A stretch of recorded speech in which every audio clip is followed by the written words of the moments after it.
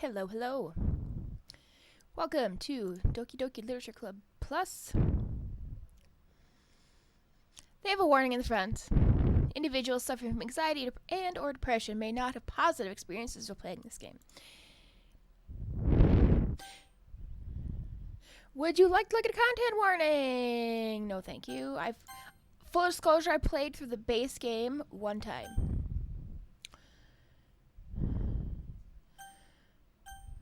I'm an adult and can handle myself, thank you. I'm actually really excited to play this. And yes, the first part of the game was pretty disturbing. Like it disguises itself with cute girls. New game.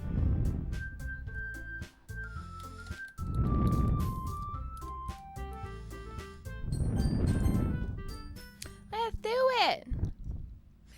I'm gonna try to read some of this. Bear with me. Hey, says somebody. I see an annoying girl running towards me from the distance, waving her arms in the air like she's totally oblivious to any attention she might draw to herself. That girl is Sayori, my neighbor and my good friend since we were children. You know, the kind of friend you'd never see yourself making today, but it just kind of works out because you know each other for so long. We used to walk to school together on days like this. Starting around high school, she would oversleep more and more frequently, and I would get tired of waiting up. But if she's going to chase after me like this, I almost feel better off running away. However, I just sigh and idle in front of the crosswalk and let Sayori catch up to me. Ha! She says. She's cute. I overslept again, but I caught you this time.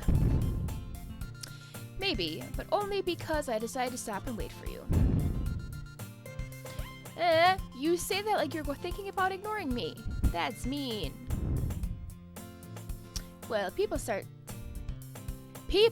at you for acting weird, then I don't want them to think we're a couple or something. Fine. But you did wait for me after all. I guess you don't have it in you to be mean, even if you want to. Whatever you say, Sayori. We cross the street together and make our way to school.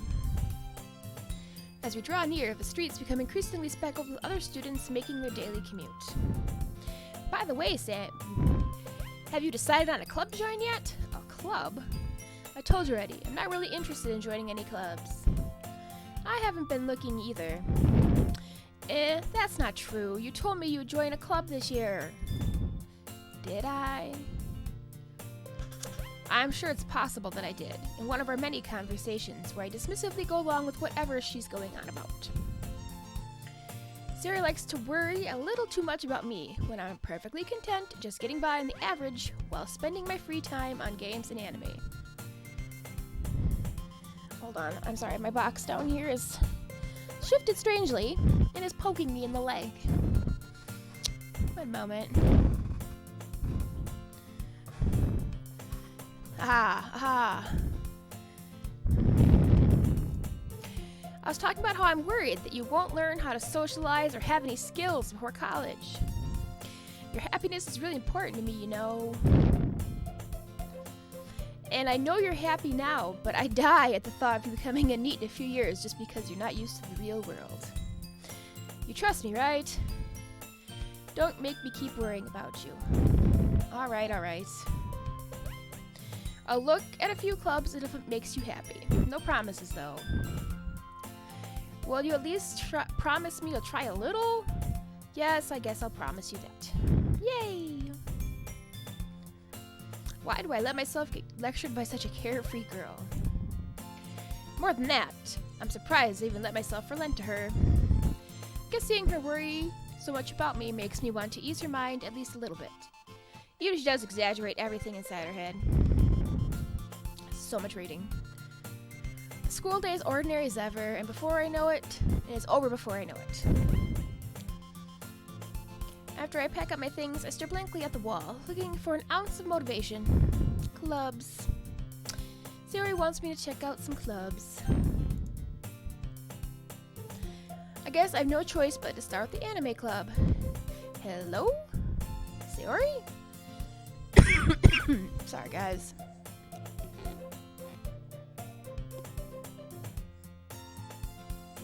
I'm not good at this.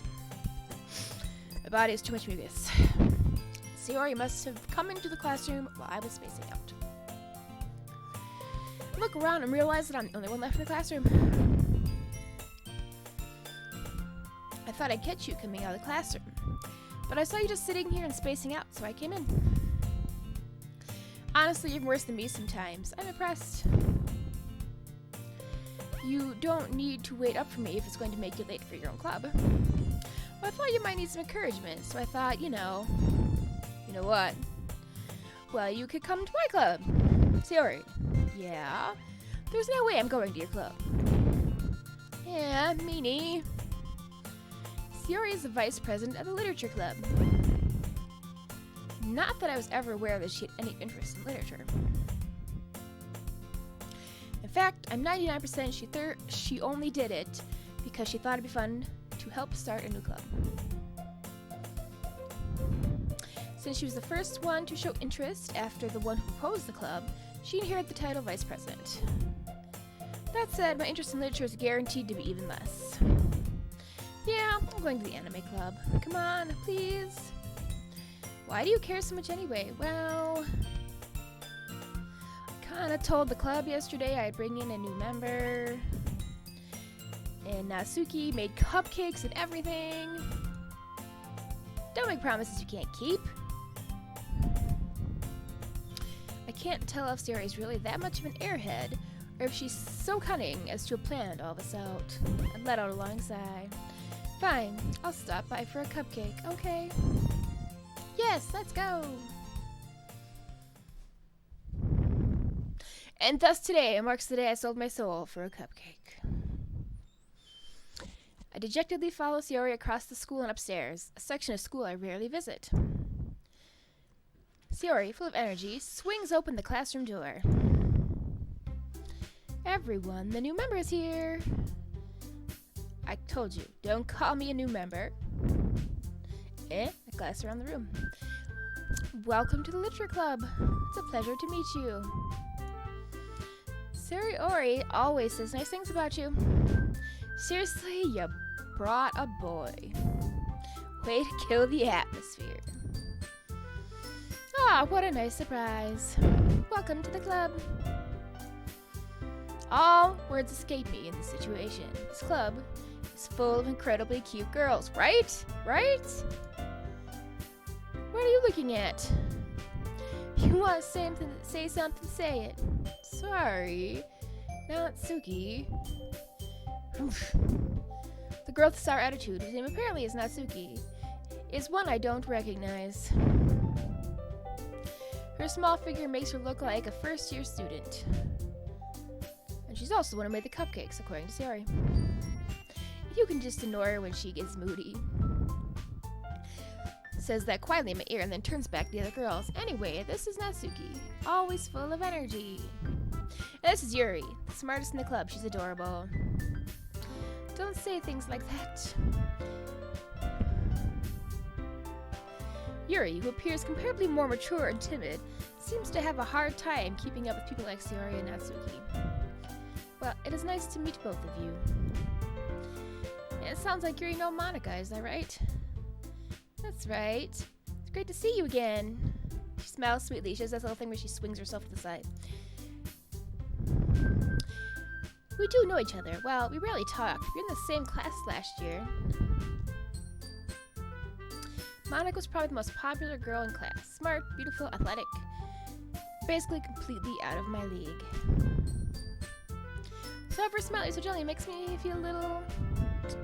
You too, Monika. Come sit down. We made room for the table so you can sit next to me or Monika. I'll get the cupcakes. I made them. I'll get them. Sorry, I got a little too excited. And how about I make some tea as well? The girls have a few desks arranged to form a table. As Sayori mentioned, it's been widened, so there's one space next to Monika and one space next to Sayori. Sorry, I need stamina to read. Natsuki and Yuri walk over to the corner of the room, where Natsuki grabs a wrap tray and Yuri opens the closet. Still feeling awkward, I take a seat next to Sayori. Natsuki proudly marches back to the table, tray in hand. Okay, are you ready? Ta-da! Woo! Ah! Lifts the foil tray as a dozen white fluffy cupcakes decorated look like little cats. The whiskers are drawn with icing, and little pieces of chocolate were used to make ears. They're cute, I'm sure. So cute! I had no idea you were so good at baking, Natsuki. Well, you know, just hurry and take one. Sayori grabs the first, and Monica, I follow. It's delicious! Sayori talks with her mouth full and already managed to get icing on her face. I turn the cupcake around my fingers, looking for the best angle to take a bite. Natsuki is quiet. I can't help but notice sneaking glances in my direction. Is she waiting for me to take a bite? Finally, I bite down. The icing is sweet and full of flavor. I wonder if she made it herself. This is really good. Thank you. Why are you thanking me? It's not like Haven't I heard this somewhere before? Made them for you or anything. I thought you technically did. Sayori said, well, maybe. But not for you dummy. Alright. I give up on Natsuki's weird logic and dismiss the conversation. Yuri returns to the table carrying a tea set. She carefully places a teacup in front of each of us before setting down the teapot next to the cupcake tray. You keep a whole tea set in this classroom? Don't worry, the teachers gave us permission. After all, doesn't a hot cup of tea go with a good book? Yes, it does. I guess. Don't let yourself get intimidated. Yuri is just trying to impress you. What? That's not... Insulted. Yuri looks away. I meant that, you know. I believe you. Well, tea and reading might not be a pastime for me, but at least I do enjoy. Tea. Yes. I'm glad. She smiles at herself in relief. Monica raises an eyebrow and then smiles at me. So what made you consider the literature club? I was afraid of this question. Something tells me I shouldn't tell Monica that I was practically dragged here. Well, I haven't joined any clubs yet, and Sayori seems really happy here, so... That's okay, don't be embarrassed. We'll make you feel right at home, okay? As president of the literature club, it is my duty to make the club fun and exciting for everyone. Monica, I'm surprised. How come you decided to start your own club? You could probably be a board member for any of the major clubs. Weren't you leader of the debate club last year? Ah, well, you know... To be honest, I can't stand all the politics around the major clubs. Feels like nothing but arguing about budget and publicity and how to prepare for events. I'd much rather take something I personally enjoy and make something special out of it. And if it encouraged others to get into literature, then I'm fulfilling that dream. Monica's a really great leader. Yuri also nods in agreement. But I'm surprised there aren't more people in the club yet. It must be hard to start a new club. You could put it that way. Not many people are interested in putting out all the effort to start something brand new. Especially when it's something that doesn't grab your attention, like literature. You have to work hard to convince people that you're both fun and worthwhile. But it makes school events like the festival that much more important. I'm confident that we all can really grow this club before we graduate.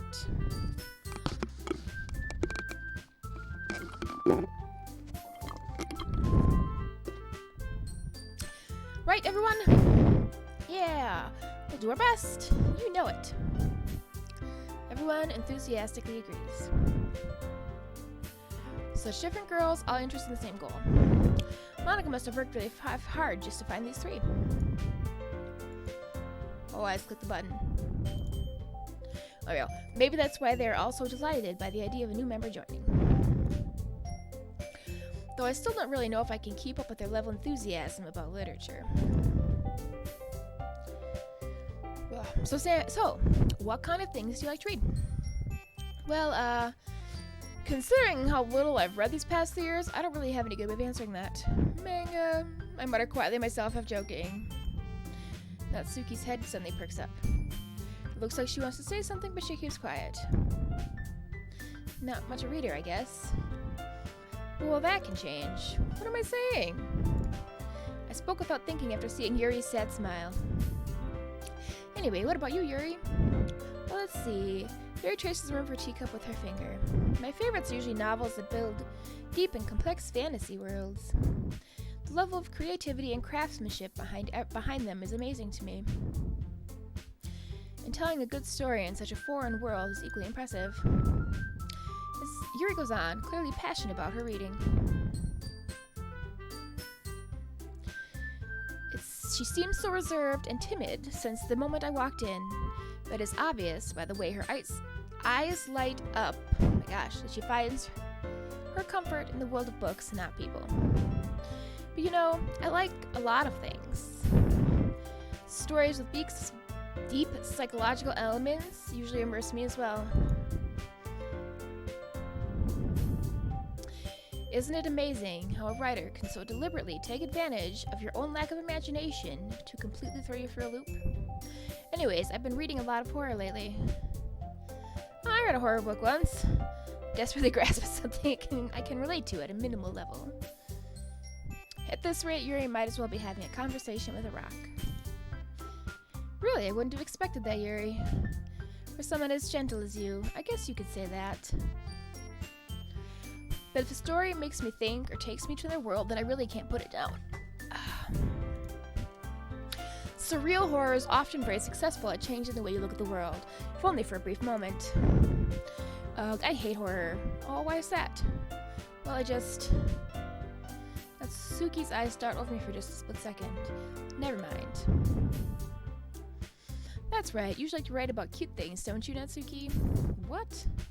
What gives you that idea? You left a piece of scrap paper behind the last club meeting. Looks like you're working on a poem called Don't Say It Out Loud. Give that back. Fine. Your cupcakes, your poems, everything about you is as cute as you are.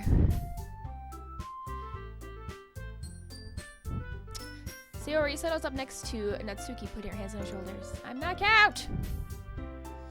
Natsuki, you write your own poems? Well, yeah, I guess sometimes. Why do you care? I think that's impressive. Why don't you share them sometime? No. That's what she said. No. Natsuki averts her eyes. You wouldn't like them. Not a very confident writer yet. I understand how Natsuki feels. Showing that level of writing makes more than just confidence. So truest form of writing is writing to oneself. It's really true. You really must be willing to open up to your readers, exposing your vulnerabilities and showing even the deepest reaches of your heart. Do you have writing experience too, Yuri? Maybe share some of your work and set an example and help Natsuki feel comfortable to share hers. I guess it's the same for Yuri. Oh, I want to read everyone's poems. Y'all sit in silence for a moment. Okay, I have an idea, everyone. Natsuki and Yuri look quizzically at Monika. Let's all go home and write poems of our own. The next time we meet, we all share them with each other. That way everyone's even. Yeah, let's do it. Plus, now that we have a new member, I think it'll help us all get a little bit more comfortable with each other and strengthen our bond of the club. Isn't that right? She smiles warmly at me once again. Hold on, there's still one problem. What's that? Now that we're back to the original topic of me joining the club, I boldly come forth with what is on my mind the entire time. I never said I'd join this club. Sarah may have convinced me to stop by, but I've never made any decision. I still have other clubs to look at, and I'm just my train of thought. All four girls stare back at me with dejected eyes. All those faces. But I'm sorry, I thought, you all, I'm defenseless against these girls, yes. How am I supposed to make a clear-headed decision when it's like this? That is, if writing beautiful poems is the price of spending all day with pretty girls, right. Okay, I've decided then. I'll join the literature club. They all perk out, look at them. Yay! Yay! If you really just came for the cupcakes, I'd be super pissed, right? Right? That makes it official. Welcome to the literature club. Okay, everyone, I think that we can officially end today's meeting on a good note. Everyone remember tonight's assignment, write a poem to bring to the next meeting so we all can share. Monica looks over at me once more. I look forward to seeing how you express yourself. Oh, jeez. Can I really impress the class star Monica with my mediocre writing skills? I already feel anxiety welling up inside of me. Meanwhile, the girls continue to chit-chat, and Yuri and Natsuki clean up their food. Hey, since we're already here, do you want to walk home together? That's right. We never walk home together more because she's always stayed after school for clubs. Sure, might as well. With that, the two of us depart the club room and make our way home. The whole way, my mind wanders back and forth between the four girls. Sayori, Natsuki, Yuri, and of course Monica. Will I really be happy spending every day after school in the literature club? Perhaps I'll have a chance to go closer to one of these girls. Alright. I just need to make the best of my circumstances. I'm sure Roach Fortune will find me. I guess it starts with writing a poem tonight. Alright.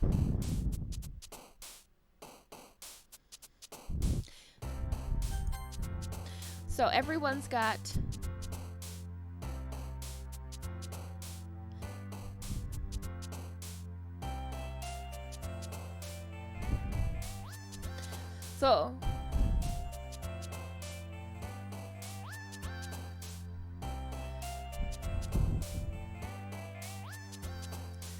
each one of them favors certain types of themes, okay? Last time when I played the base game, I picked Yuri because, okay, she's really my type, I'm not gonna lie. But I think we're gonna pick the cute girl here in the middle this time. Nope, that did not.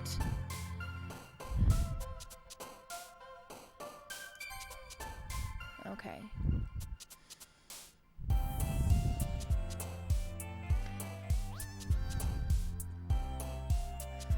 I don't know what to pick here. We're just gonna wing it. Oh, that's her. Okay.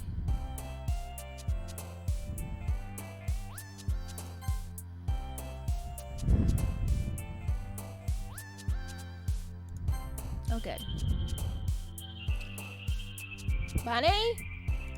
Bonnie! Anime. She likes anime, you can tell. Right?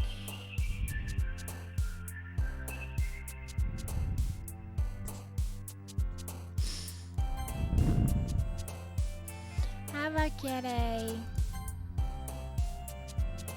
Kawaii.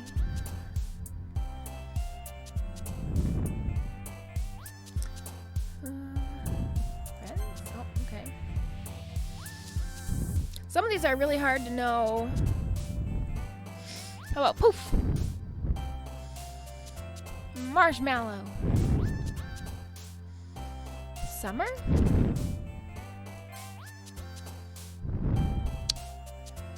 Parfait. Mouse. She likes the cute things. Raindrops. Oh, okay. I literally don't even know what Doki Doki means. But okay. Bye-bye.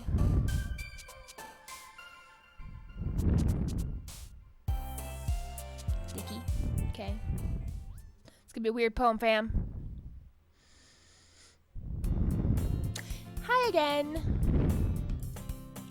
Glad to see you didn't run away on us. Oh, no worry. Every delay is strange for me, but at least I keep my word. I'm back at the Literature Club. It's the last one to come in, so everybody else is already hanging out. Thanks for keeping your promise. I hope this isn't too overwhelming a commitment for you. Make you dive headfirst in literature when you're not accustomed to it. Oh, come on, like it deserves any slack. Sarah told me you didn't even want to join any clubs this year. And last year, too. I don't know if you plan on just coming here and hanging out or what. But if you don't take us seriously, then you won't see the end of it. Natsuki, you certainly have a big mouth for someone who keeps her manga collection in the club room. The face.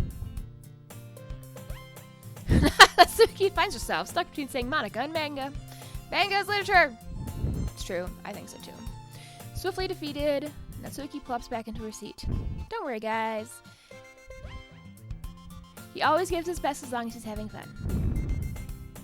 He helps me with busy work without even asking, like cooking and cleaning my room. How dependable. Sorry, that's because your room is so messy it's distracting. And you almost set your house on fire once. Well, that's so... Two are really good friends, aren't you? I might be a little jealous. How come? You and Samurai can become good friends too. Yay! As usual, Sayori seems oblivious to the weird situation she just put me into. Oh, you even brought you something today, you know. Wait, Sayori. Eh, me? Not really. Don't be shy. It's not really nothing. What is it? Never mind. Sayori made it sound like a big deal and really is not. It's up to me to rescue this situation. Hey, don't worry about it. First of all, I wasn't expecting anything in the first place. So any nice gesture was a pleasant surprise. It'll make me happy no matter what. Is that so? Yeah, I won't make it a big deal if you don't want to be. Alright, well here. She reaches into her bag and pulls out a book. I didn't want you to feel left out, so I picked out a book I thought you might enjoy. It's a short read, so just keep your attention, even if you don't usually read. And we could, you know, discuss it if you wanted. This is... How is this girl accidentally being so cute? Okay, well, I don't think it's an accident, but... She even picked out a book she thinks I like, despite my reading much. Thank you. I will definitely read this. I enthusiastically take the book. Phew. You can read it at your own pace. Look forward to hearing what you think. Now that everyone's settled in, I expect Monika to kick off some scheduled activities for the club. That doesn't seem to be the case. Sayori and Monika are having a cheery conversation in the corner, and Yuri's face is already buried in a book. I can't help but notice her intense expression, like she was waiting for this chance. Pardon the eye rubbing. Meanwhile, Natsuki's rummaging around the closet. I hear Natsuki utter an exasperated sigh within the closet. She seems to be annoyed by something. I approach her in case she's hand. You looking for something in here? Freaking Monika. She never puts my stuff back in the right spot. Was it keeping your collection organized if someone else is just gonna mess it up? Natsuki slides a bunch of stacked books and boxes across the shelf. Manga. You read manga, right? Sometimes. Manga is one of the things you can't admit you're really into unless you figure out the other person's stance. That's not true. How did you know anyway? I heard you bring it up at some point. Besides, it's written all over your face. What is that supposed to mean? I see. There's a lone volume manga amidst a stack of various books this side of one shelf. Curious, I pulled out a stack. There it is! Natsuki snatches out of my hand. Then she turns the box of manga and flips the volume right into the middle of the rest. Ah, much better. Seeing a box set with one book missing is probably the most irritating sight in the world. I know how that feels. Getting close to the box to see she's admiring. Parfait Girls? It's a series I've never heard of in my life. This probably means either it's out of my demographic or simply terrible. If you're gonna judge, you can go through the class on that door. She points to the classroom door. Hey, I wasn't judging anything. I didn't even say anything. There's a tone in your voice. But I'll tell you one thing. Consider this a lesson straight from the Literature Club. Don't judge a book by its cover. In fact, Natsuki pulls out the first volume of Parfait Girls from the box. I'm going to show you exactly why. She puts the book right into my hands. Stare at the cover. It features 4 girls in colorful, striking attire and animated poses. It's exceedingly Mo. Don't just stand there. Grabs my arm and pulls me out of the closet. She takes me a seat against the wall beneath the windowsill. Pats the ground next to her, assuming I sit there. Wooden chairs more comfortable? I take my seat. Chairs wouldn't work. We can't read at the same time like that. Huh? What's that? I guess it's easier to be close together like this. Don't just say that. You make me feel weird about it. Natsuki crosses her arms and scooches an inch away from me. Sorry. I didn't expect to be sitting this close to her either. Not that I can say it's a particularly bad thing. Open the book! It's only a few seconds before Natsuki once again inches closer, reclaiming the additional space where she hopes I won't notice. I can feel her peering over my shoulder, much more eager to begin reading than I am. Wow, how long has it been since I read the beginning? You don't go back and flip through the older volumes every now and then? Not really. Maybe sometimes after I've already finished the series. Hey, are you paying attention? I am, but nothing's really happened yet, so I can talk at the same time. It looks like it's about a bunch of friends in high school. Typical slice-of-life affair. I do love slice-of-life anime, my god. Kinda grew out of these, since it's rare for the writing to be entertaining enough to make up for the lack of plot. So, what should I expect from this? Is there going to be a plot? Well, obviously. You think you'd enjoy something that didn't have a plot? I mean, well, I guess I know what you're saying. A lot of the beginning about simple things.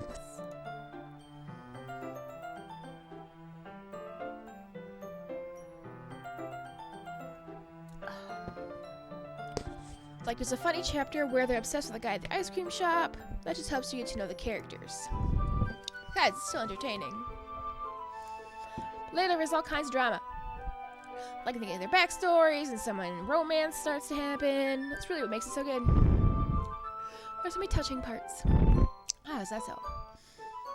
It sounds like you really know what you're talking about. Maybe I underestimated you. Hey, wait. What's that supposed to mean? She gives me a little shove. I just mean that I haven't seen you here full power. Good save. This chapter seems to be about baking. It's just a guess, but is there a lot of baking in this manga? Well... Natsuki pauses for a moment as if she doesn't want to admit to something. Yeah. Why does that matter?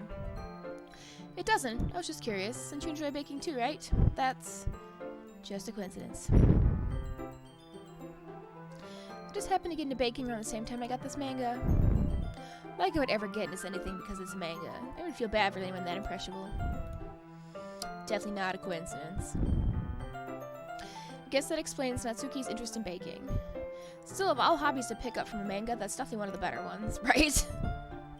Not to mention she's really good at it, so who am I to judge? Oh my gosh, look how cute she is! Okay. We read on for a few more minutes. I finished a couple chapters at this point. Are you sure this isn't boring for you? It's not. Even though you're just watching me read, well, I'm fine with that. If you say so. I guess it's fun to share something you like with someone else. You said, I briefly read that. He enjoys it when he convinces a friend to read something he enjoys. You know what I mean? You don't? That's not... Well, I wouldn't really know. What do you mean? You don't share your manga with any of your friends? Could you not rub it in? Jeez. I'm sorry? Apparently she doesn't have friends. Like I could ever get my friends to read this. They just think manga is for kids. Totally not. I totally can't even bring it up without them being all like, you still haven't grown out of that yet? Makes me want to punch in the face. Ugh, I know those kind of people. Honestly, it takes a lot of effort to find friends who don't judge. Much less friends who are also into it. I guess I'm already kind of a loser, so I kind of gravitated to other losers over time. Samesies. When my friends see this, I'm sorry, I love you. But it's probably harder for someone like you. Huh? Yeah, that's pretty accurate. Wait, which part? I mean, I feel like I can't even keep it in my own room. I don't even know what my dad would do if he found this. At least it's safe here in the club room. Except Monica's kind of a jerk about it. Oh, look at her face! Look at that face! Bam. Well, it paid off in the end, didn't it? I mean, well, here I am, reading it. Well, not that solves any of my problems. Maybe. But at least you enjoy yourself, right? So, geez, that's enough. You're gonna keep reading or what? Yeah. I flip the page. Suddenly, Natsuki starts laughing. I totally forgot that happens. She puts her finger on one of the panels. Minori is my favorite character. You always feel a little bad for her since she's so unlucky. But especially bad when... Oh, I shouldn't be talking about that yet. Don't be spoilers! Just finish this chapter. Natsuki's voice sparkles with excitement. It's a stark contrast to her usual bossy tone. But if she's not used to sharing her favorite manga with her friends, I can understand why. It's hard to express in words the feeling you get when you're connecting with someone like that. And being able to provide that to Natsuki, for whom is a rare experience, well, it makes me smile a little to myself. Okay, everyone, are you ready for today's poems? They're all hoping she forgot. Oh, come on. Could your tongue be any worse? Sorry. I just need to make sure we have enough time. Though you do look pretty cozy over there. Natsuki's suddenly close to how close she's gotten to me. She hastily slides herself off a good 12 inches from me. I guess I'll stop here for now. I close the book and hand it towards Natsuki. You're just giving it back? You don't want to know what happens? Yeah, but Monika just said, don't be dumb. Take it home with you. Is that really alright? I say it mostly because I really didn't plan on using my spare time to read this. Well, of course. It would take forever to finish if you didn't take it home. Just sit this down before tomorrow and we can start the next one. If it gets bent, I'll kill you. That's right. By tomorrow... I got part with the volume. I think it's not hard to read. Oopsies. Wow, I'm clicking buttons. It's supposed to be a necessary sacrifice to exchange to see your enthusiastic face. But for my scare, what happens if I don't finish it? Alright then. Yep, put the book in the bag. Anyway, did anyone remember to write a poem last night? Yes. Can't believe I agreed to something so embarrassing. I couldn't really find inspiration since I've never really done this before. Now that everyone's ready, why don't we find someone to share it with? I can't read! Yay! Alright, so one wrote it on a wrinkled piece of paper, one wrote hers in a competition notebook. Apparently Monika has pristine handwriting. Natsuki and Yuri reluctantly comply as well, reaching into their bags. I do the same myself.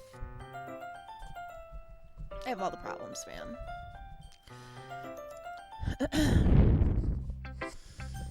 Who should I show my poem to first? Let's talk to Sayori first. She's a friend after all. This is a good poem! Are you sure it's your first time? Of course. And it's not that good. The kind of guy who's writing poems in his spare time? I guess you're right. That's why it impressed me. Well, to be honest, I was afraid you wouldn't do it seriously, or that you wouldn't ruin it all. I'm just really happy you wrote one. This reminds me of how you're really part of the club now, not to mention the fact I'm standing in front of you in the club room. I'm not really into it yet, but that doesn't mean I'll break my promise. See? Like I said before, deep down you're not selfish at all, you know? Trying new things for other people, that's something only really good people do. Thanks, Yuri. I'm not sure Sayori sees the full picture of my motive here. Then again, I can't deny she's part of the reason I joined. Thinking how much this means to her and all, yeah, I'm gonna make sure you have tons of fun here, okay? That'd be my way of thanking you. Alright, I'm gonna hold you to that. Now you read my poem too, right? Don't worry, I'm really bad at this. We'll see about that. Alrighty, I need a drink first, then we'll read Sayori's poem, unless you just want to read Sayori's poem. That'd be a good break for me in reading.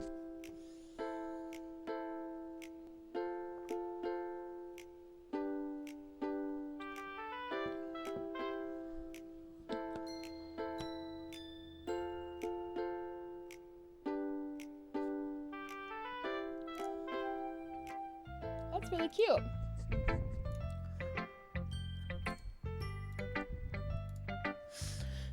You can't answer just a little bit to yes or no question.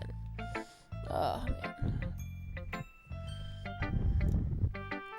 I forgot to do this last night, and well, at least makes me feel a little better about myself. Don't be mean. I still try my best. Yeah. I didn't mean to say it was a bad poem. I thought it was really cute, actually. It came out nice, or how should I put it? It sounds just like you. Really? Yeah. It's that last line. I made eggs and toast. Even though you were late to school. Yeah, it's bad to skip breakfast. I get all cranky. I guess there's no point in arguing. Anyway, thanks for showing me. This is so much fun. Monika's best. Yeah. But next time I won't forget. I'm gonna write the best poem ever. Well, I guess I look forward to it.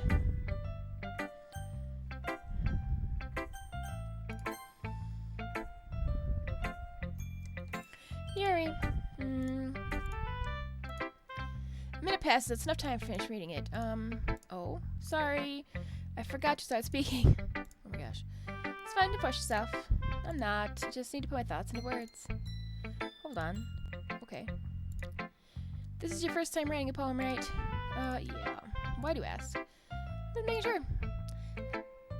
I guess that it might be after reading through it. Oh, so it's that bad? No. That's just my voice. I'm so sorry. She bears her face in her hands. Oh my god. Couldn't help to notice, but since several minutes we haven't got anywhere. It might take you a while to get used to new people. It's fine. I really didn't notice. What are you saying? That there are specific writing habits that are usually typical of new writers. And having been through it myself, I kind of learned to pick up on them.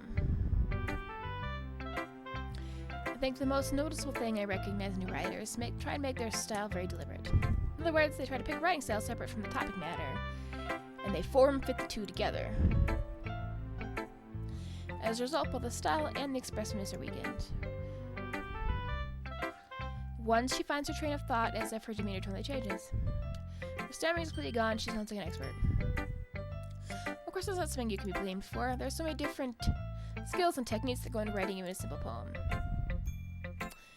Not just finding them and building them, but getting them to work together is probably the most challenging part. It might take you some time, but all that comes to practice and learning by example and trying new things. I also hope that everyone in the club gives you valuable feedback. Natsuki can be a little bit biased, though. Biased how? Well, never mind. I shouldn't talk about people like that. I'm sorry. It's fine. I am not sure if Yuri is apologizing to herself, to me, or Natsuki. Do you mind if I read your poem now? Please do. And I'd love to share my thought processes behind it. She's mastering these is a rare opportunity for her, which itself is kind of funny. After all, wasn't this supposed to be a literature club?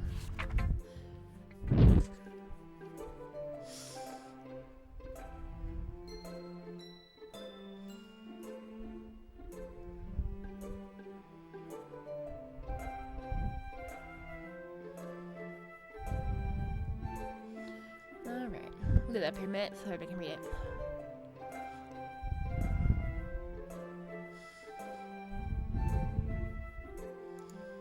Alright. I decided to tell my handwriting. What? It wasn't like that at all. But it took you a long time to read, and I just don't read script very often. I actually think your handwriting is pretty. Oh man. That's a relief. Also, I kind of like the poem. Even though short, it's really descriptive.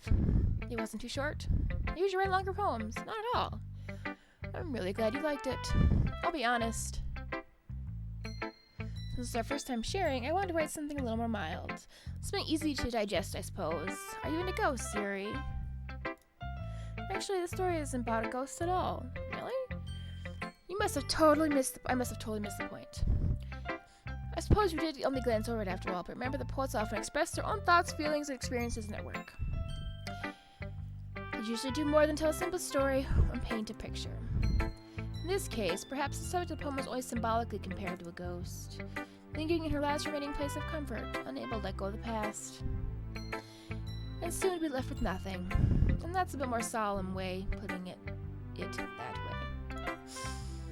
And you thought that. That's impressive. It's nothing really. Well, maybe it makes me happy that you think that. Just remember that it wouldn't be long before you pick up on these things too. Maybe you're right. I guess I'll have to keep trying. I'm counting on you. Ooh, should I show my poem due next? How about Monica? Having a good time so far? Yeah. Good, glad to hear it. By the way, since you're new and everything, if you ever have any suggestions for the club, like new activities or things we can do better, I'm always listening. Don't be afraid to bring things up, okay? Alright, I'll keep that in mind. Of course I'll be afraid to bring things up. It's much better just going with the flow until I'm settled in. Anyway, want to share your poem with me? It's kind of embarrassing, but I guess I have to. Don't worry, we're all a little embarrassed today, you know? That's all sort of barrier we'll learn to get past soon. Yeah, that's true. And Monica, my poem. I like it, really. It's a lot cuter than I expected. It's true. Oh geez, oh no, no. It's the kind of makes you think something Natsuki would write. And she's a good writer too. So take that as a compliment. If you say so. There's lots of poems and stories that are no more than a few simple words. They can be funny, endearing, even sad. And sometimes they're only a few lines long. They might even feel like they're written for kids, but if you think about them, they can express views of the world that apply to anybody. You're saying is Natsuki's kind of like that? Sort of. Maybe she's not an expert, but you probably won't find much filler in her poems. They might be easy to write, but they're super challenging to get the meaning of, though. See what might be your kind of poem to explore. I'm sure you'll end up trying different things a lot. It could take a while before I feel comfortable doing things like this. That's okay. I love to see you try new things.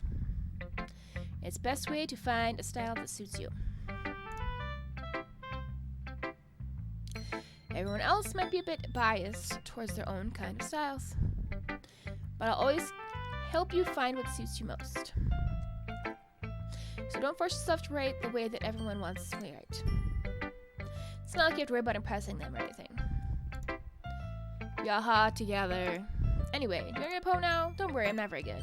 You sound pretty confident who claims to be not very good. Well, that's because I have to sound confident. As long as I always feel that way, you know? I see. Let's read it then.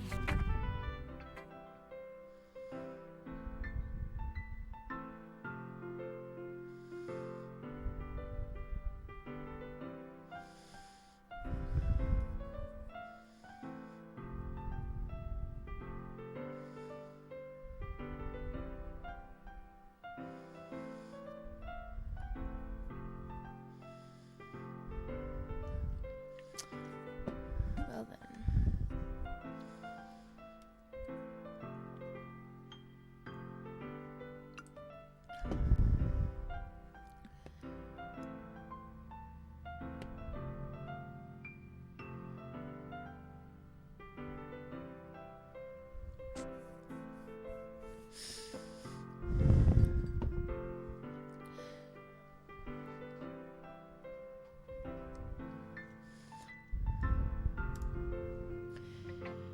So, what do you think?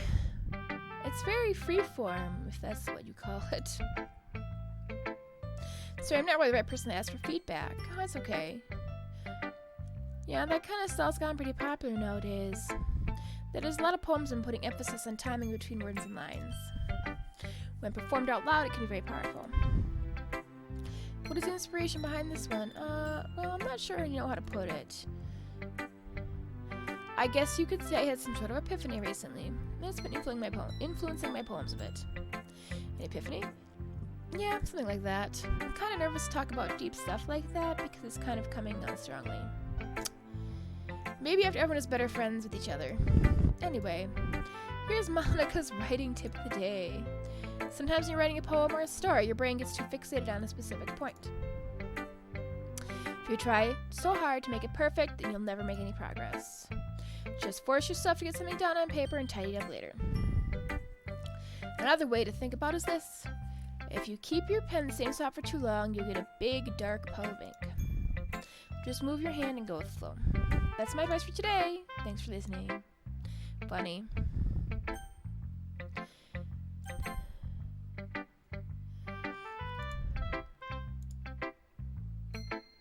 Okay, let's start with things I don't like. First of all, Natsuki rereads my poem. Never mind, I don't feel like giving you my opinion. Then what's the point of sharing in the first place?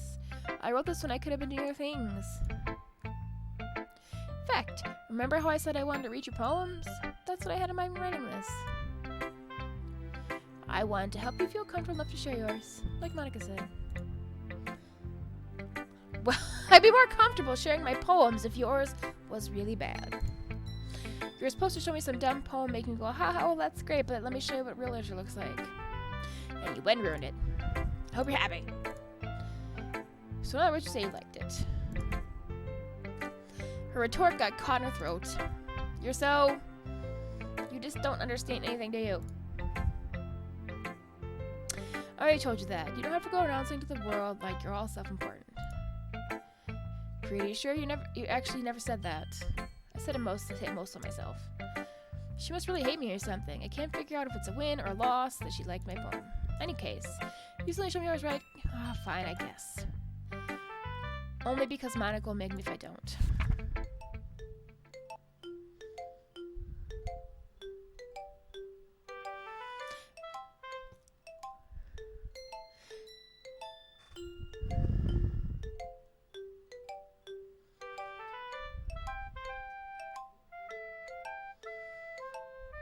Interesting.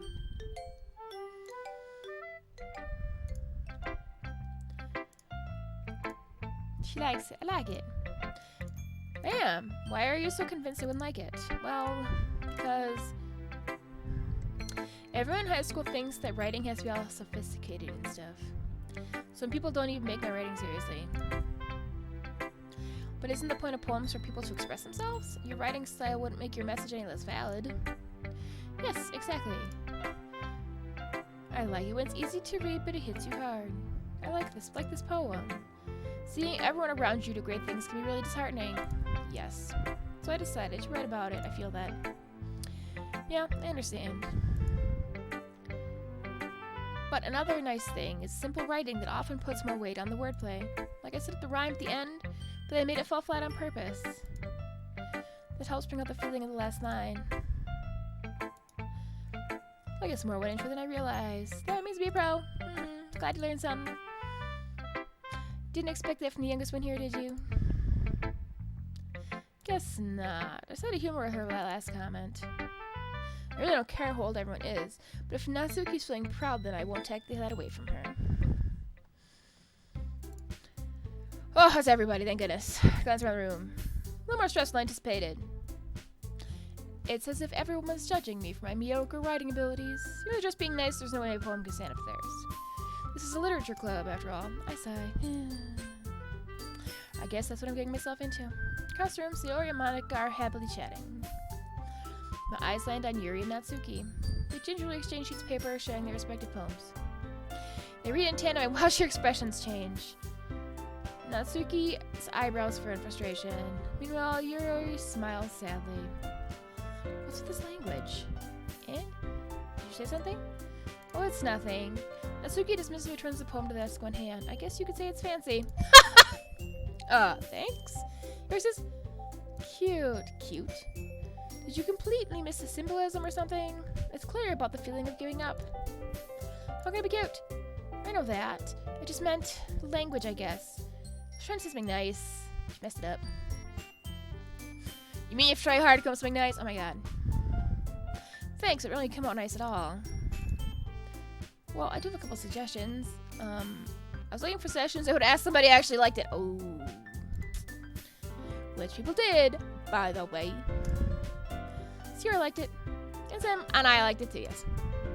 And based on that, I'll gladly give you some suggestions of my own. First of all, excuse me.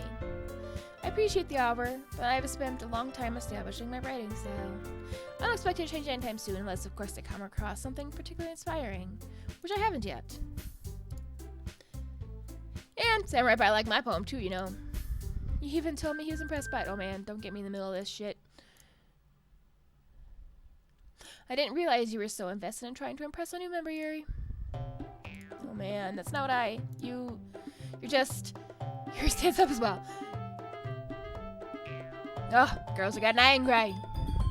Maybe you're just jealous that Samurai Pie appreciates my advice more than he appreciated yours.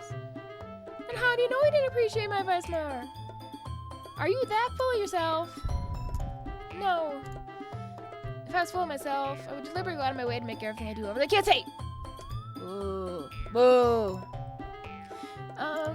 Is everyone okay? You know what? I wasn't the one whose boobs magically grew a size bigger as soon as Samurai Pie started showing up. Natsuki. Natsuki, that was a little... This does not involve you. I don't like fighting, guys. Suddenly, both the girls turned towards me and they just noticed I was standing there. Ooh, shit. Samurai Pie, she's just trying to make me look bad. That's not true. She started it, and if she could get over herself and appreciate the simple writing is more effective, then she wouldn't be having in the first place. What is the point of making your poems all convoluted for no reason? The meaning should jump out at the reader, not force them to figure it out. Help me explain that to her, Samurai Pie. Wait. There's a reason we have so many deep and expressive words in our language. The only way to convey complex feelings is to meaning them most effectively. Avoiding them is not only unnecessarily limiting yourself, but also waste. You understand that, right, Samurai Pie? Well, how do I drag this? Oh no! No, I know nothing about writing. No.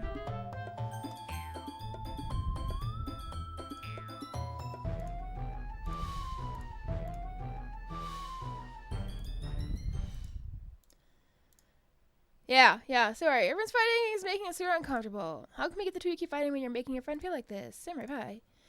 Well, it's not her problem. It isn't about her. I agree. It's unfair for others to inject their own feelings into our conflict.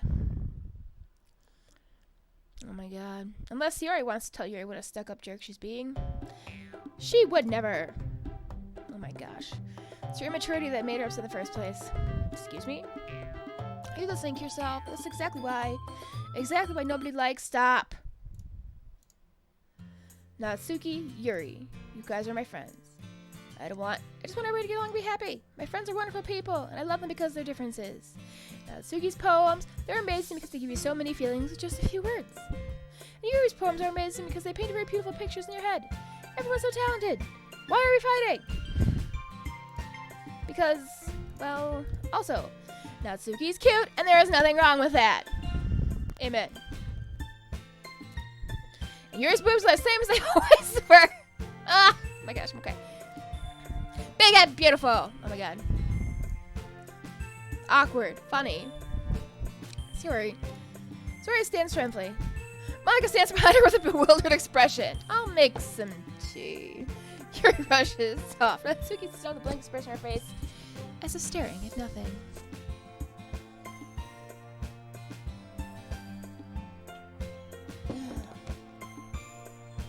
This is so much reading a lot. I'm probably gonna have be hoarse tomorrow. So this is why Sayori is vice president, I whispered to Monika. She nods in return. To be honest, I might come off as a good leader and can organize things, but I'm never good with people. I couldn't even bring myself to interject. As president, that's kind of embarrassing of me. It's not like I can blame you. I wasn't able to say anything either. Well, guess that just means Sayori is amazing in her own ways, isn't she? You could say that. She might be an airhead, but sometimes it's weirdly suspicious that she knows exactly what she's doing. Take good care of her, okay? I would hate to see her get herself hurt. Oh jeez, that makes two of us. You can count on me. Monika's not sweaty and me crushing, causing my stomach to knot. Such a genuine person really does make a good president, regardless of what she says. If only I could get a chance to talk to her a little more. Okay, everyone. It's just about time for sleep. How'd y'all feel about sharing poems? It was a lot of fun. I'd say it's worth it. Alright, mostly. How about me? Yeah, it's the same. It was neat to be able to go with everyone. Yeah. We'll do the same thing tomorrow. Oh my gosh. And maybe you'll learn something from your friends too. So your poems will turn out even better. Think to myself. I did learn a little bit more what kind of poems everyone likes. And with any luck, it means I can at least do a better job impressing those I want to impress. And I to myself from the determination. Ready to walk home? Yeah, let's go. She beams. It truly has been a while since Sayori and I have had this much time together. I couldn't say I'm not enjoying that either. Sayori, about what happened earlier? Oh, what do you mean? You know, between Yuri and Natsuki. Does that kind of thing happen often? No. That's really the first time I've seen them fight like that. Promise they're both wonderful people. You don't hate them, do you? No, I don't hate them. I just wanted your opinion, that's all. I can see why they make good friends with you. You know, it's nice that I get to spend a little time with you in the club. But I think seeing you get along with everyone just makes me the happiest. I think everyone likes you too. Every day is going to be so much fun. It looks like Sayori still hasn't caught on to this kind of situation I'm in. Sure, being friends is nice, but does it really need to stop there? We'll just have to see what the future holds, Sayori. I pat Sayori on the shoulder. I said that more to myself than her, but it's easy to use Sayori as an internal monologue sometimes. Okay. Let's do this.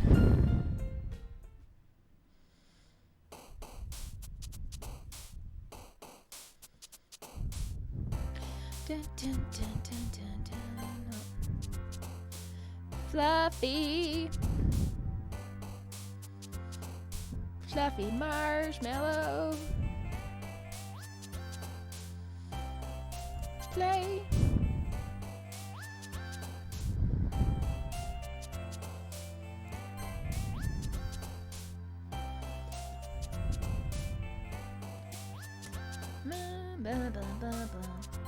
Alright. Hop. Pank. Sure. Bunny. A rainbow. Oh, that's the other person. Okay.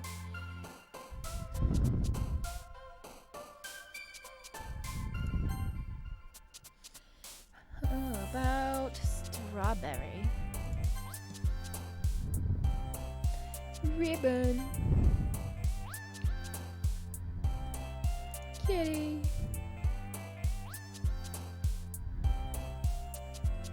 There's some in my hair. Who knows? I painted pumpkins with my nephew today, so could be paid, I guess. Art. Oh, nope.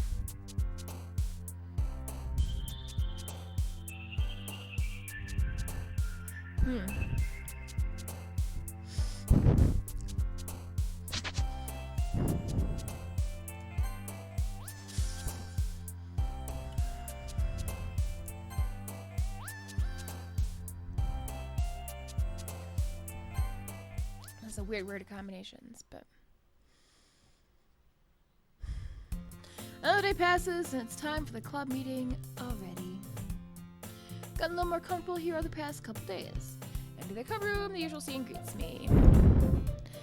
Sayori says hello to us. Looks like you're in a good mood today. I'm just not used to being in the club, that's it. That's all I see. It's a pretty simple thing for you to get in a good mood. But it's always the simple things with you anyway. Speaking of which, I'm kinda hungry. Will you come with me to buy a snack? No thanks. That's not like you at all. I have my reasons. Why don't we take a look at your purse, Sayori? Why that? All of a sudden, no reason really. Just wanted to look at it. She nervously retrieves her own coin purse, and she fumbles the latch to get it open, and she turns upside down, and the contents from the desk. 2 small coins fall out. I knew it. See right through you, Sayori. It's not fair. How did you even know? It's simple. If you had enough money in the first place, you would have bought a snack before coming into the club room. So either you're not hungry, want an excuse to take a walk, or you planned on conveniently forgetting you spent all your money so that I would lend you some. There's one more thing. You're always hungry. There's only one option. You give up. Don't make me feel guilty.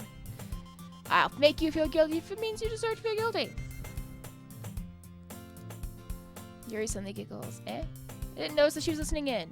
Her face is in the book, as always. I wasn't listening or anything. I was just thumping my book. Yuri. Still send my pride like borrow some money. Don't get me involved like that, Sayori. Besides, you should only buy what you can responsibly afford. And frankly, after pulling a mischievous little sin like that, your suffering is fair enough retribution. I didn't mean that. Got tombs out of my book.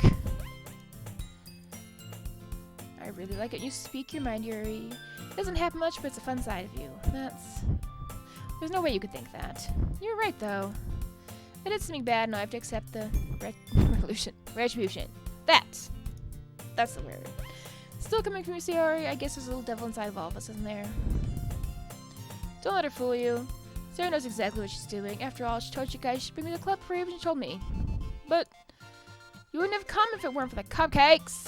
So I had to trick thus Mickey into making them. Come on, give me more credit than that. Something smacks her on the side of the face and tumbles onto the desk. The heck? Ow? What was... A cookie? Sure enough, a giant cookie wrapped in plastic. Sayori glances around. Is this a miracle? Is this because I paid my restitution? Oh my god, retribution. Actually, that one almost worked. I was just gonna give it to you, then I heard you blab about the cupcakes, and it's totally worth seeing your reaction, though. That's so nice of you. I'm so happy. Sayori hugs the cookie. Geez, just eat it. Sayori rapidly tears up the open and takes a big bite. It's so good. She suddenly clapped her hand over her mouth. I bit my tongue. Oh my god. You're going through a lot over just one cookie. Natsuki takes a bite of her own cookie. Hey, yours looks really too, Natsuki. Can I try it? Jeez. But yours is chocolate. That's why I think I keep that one fine.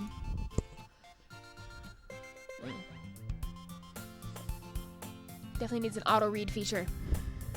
So I'm really happy you shared this one with me. She hugs her, so cute.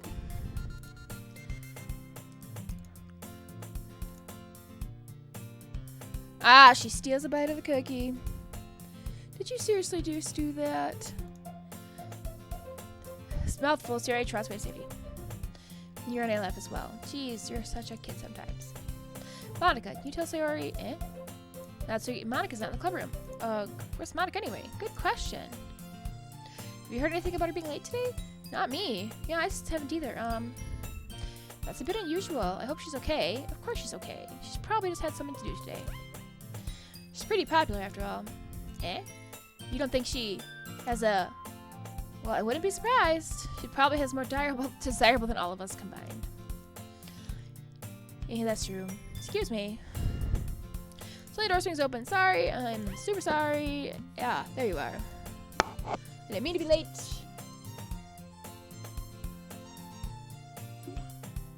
Not because they were anything. Monica chose to club over her boyfriend after all. Funny. You're so strong-willed. Boyfriend? What on earth are you talking about? Monica quickly glances at me. Ah, never mind that. What held you up anyway? In my last period today was study hall, and to be honest, I kind of just lost track of time. That makes no sense, though. You'd have heard the bell ring, at least. I must not have heard it since I was practicing piano. Piano? I wasn't aware you played music as well, Monica. No, I don't really. Just kind of started recently. I've always wanted to learn piano. That's so cool. You should play something for us, Monica. That's...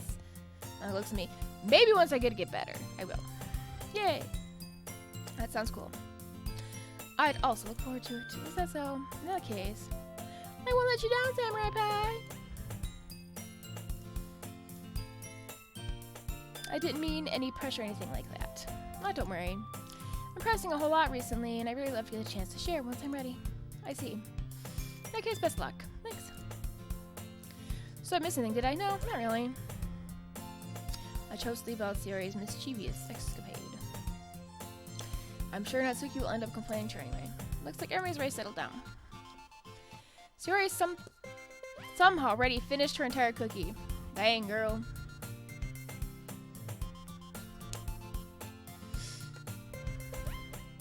Yuri's back to her book, and Natsuki disappeared into the closet. So I'm just checking time periodically because there's no time, and it's not long before Natsuki comes out to me expectantly. Yeah, don't worry, I kept my promise. Oh, excuse me. I pull the first volume of Parfait Girls out of my bag. Natsuki takes it from my hands and quickly turns over, presumably to check for wrinkles. Hey, I'm not that careless. I handle manga all the time, you know. I just want to be sure. Get back to being paranoid. I don't get people manga every day, you know. That's true. I don't blame you. Well, anyways, let me put this one back. I'm gonna get there at the next one, okay? Natsuki makes her way to the closet. I follow. So you're gonna turn me everything you thought, right?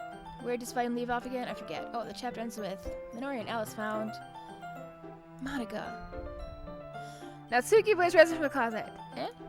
Appear inside. All of Natsuki's books are lined up on the top shelf. Did you move my manga again? Oh, sorry. The teacher got mad at me for taking so much space in her closet. So I had to move some stuff around and clean up space a bit. It's all there. I just had to organize it a bit. The top shelf was far above Natsuki's head. She makes a futile help in trying to reach the manga. So convenient. I'm moving these all back down. There's plenty of room in these shelves. Besides, they're really pretty to look at when they're all lined up. Why don't you want to waste the top shelf? Natsuki? There's a stool on the wall there. In the closet, there's a collapsible stool hanging on the wall. If you want, I can reach up and hand them to you. I can get them myself. She grabs a stool from the wall and unfolds it. You think I'm too short or something? I mean, I knew it. Well, you know what? Just watch me. She hops on the stool and ends up being a little wobbly because it's collapsible design. Ah, careful. I know what I'm doing. Standing on the stool, Natsuki's fingertips reach the top shelf. The stool big enough for me easily to grab the books, but Natsuki is being stubborn as usual. She tries to use her fingers to scoot one of the smaller boxes to the edge of the shelf. I see. It tips her. Kaboom! Before it catches the she barely catches it before it falls to the floor. Hops on the stool, stay on her feet, she didn't fall down. She holds her box. Alright, good. No need to prove yourself to me. There's no way you'll be able to get a bigger box like that. I can reach them through dust. I said I can do it. I want your help, okay? I'm gonna get a chair, so just hang on. Natsuki forces her way past me out of the closet. Let's see. Classroom chairs have a desk attached so it would be convenient to fit in the closet. A computer chair. That sounds terrible. She rolls on the wheels to the back seat closet. Ah.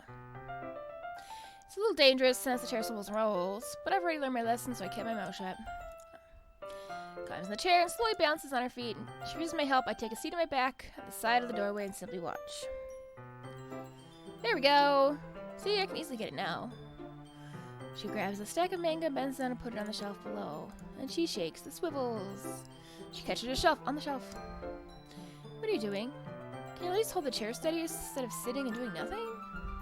Who was it that told me not to help? Yeah, I got you. I hold the chair while Natsuki reaches back up. I can almost see up her skirt. What? I force myself to turn away. Natsuki seriously didn't think this through. She realizes I'll be dead. She wraps her arms around the parfait girl box set, easily the large one on the shelf. It's heavy. Hey, I don't think I can bend down I thought following, carry up and take this one. Off with the gold chair. That's fine. Just for a second. Hurry up. There we switch.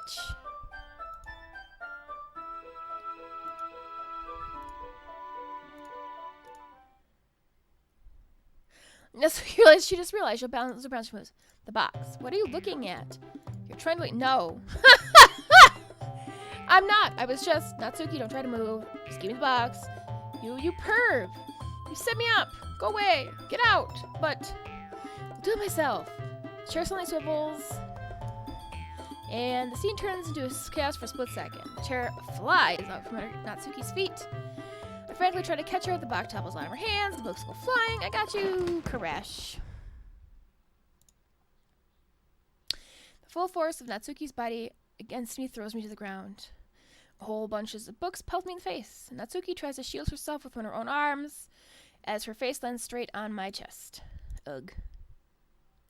My right arm and my back seriously felt the impact. She comes to her senses. She presses her arm straight into me and props herself up. She seems to realize that it's not the floor beneath her. Oh yes. Gross. Gross. Gross! Her fist pounds into my chest. Natsuki then hoists herself to her feet. What were you thinking, you sicko? Everything okay over here? A loud noise. Monica suddenly peers in. Monica. See what happens when you put the manga on the top shelf. You trying to kill your club members or something? Sorry. One more thing. It seems like you most recent club member is a total pervert. I hope you're happy. I didn't. It's impossible for me to explain this whole bizarre situation to Monica. I didn't do anything. I know, don't worry. Monica says that quietly to me. Looks like I'm off the hook. Oh no. She looked down. Kneeling on the floor holding one of the books that are scattered all over the floor. There's a large diagonal crease along the page she's desperately trying to smooth out. Oh, it must have landed on the page. Tries a bit more to fix the crease, but she can't get it out. Suddenly, she gives up and slams the book shut and throws it on the floor. Instead of continuing to yell, she just lowers her head and sobs. Oh. Natsuki, are you? No. Her voice squeaks. I see tears in her face. I'll help get the crease out, okay? It's partially my fault, so...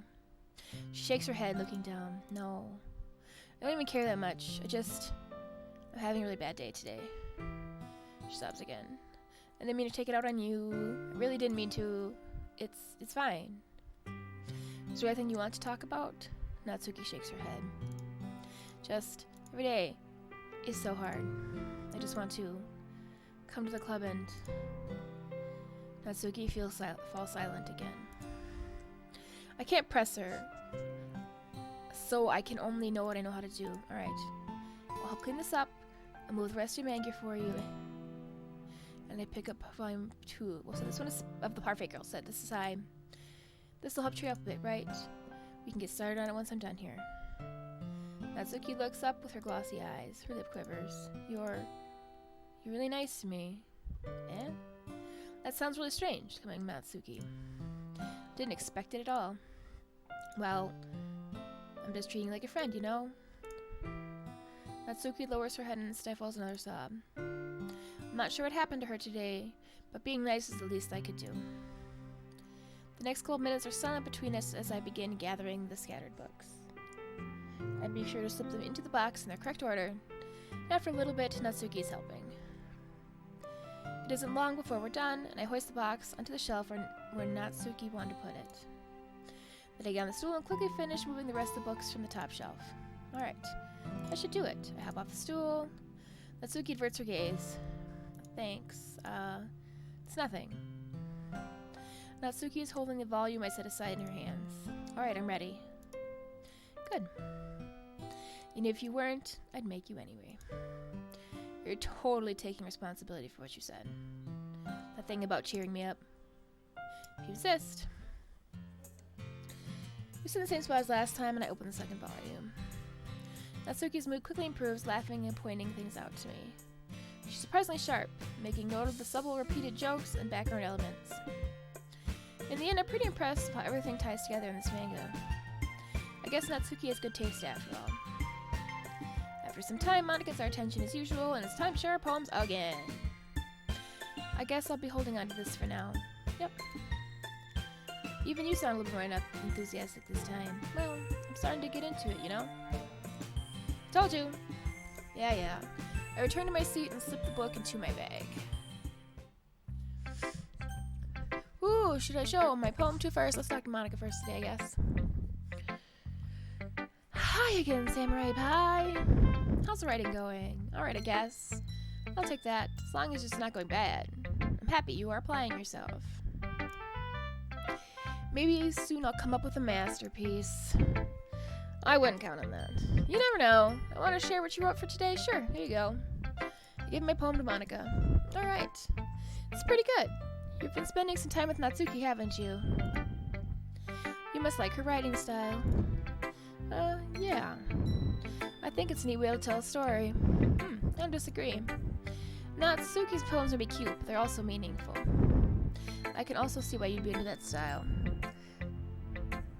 I guess that means you're not as much a fan of Yuri's poems then. I wouldn't say that.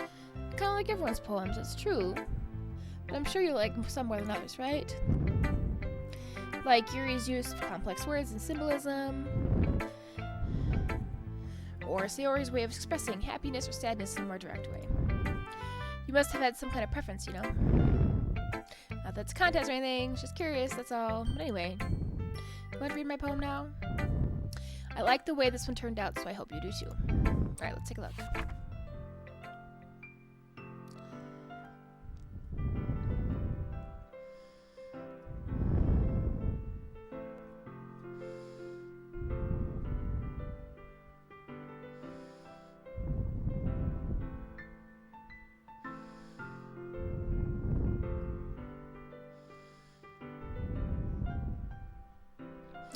Now, I think this one,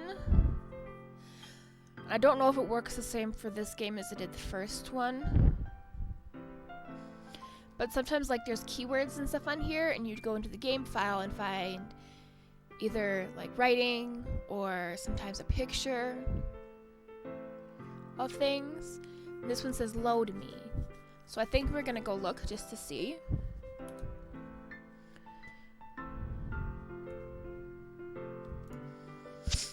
Sorry, here. We're gonna not do that. That is not what I said to do. Not even a little bit. This game makes my mouse super weird.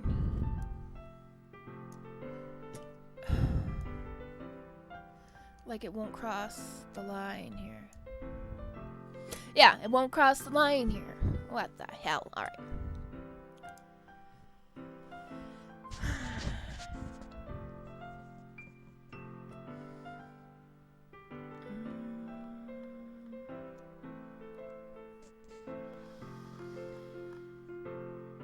Where is that going to be?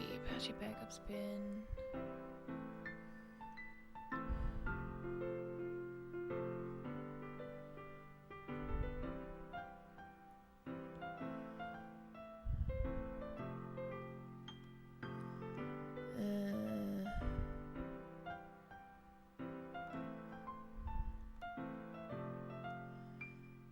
Resources, public patch, music logs, graphics.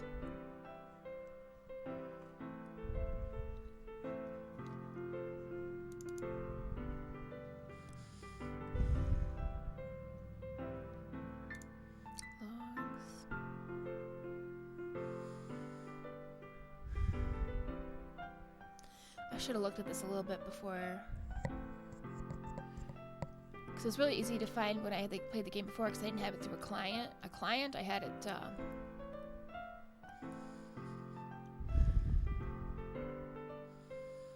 But why doesn't it have this spot that says games?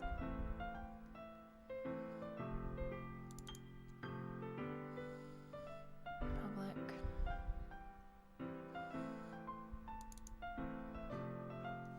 There we go, games.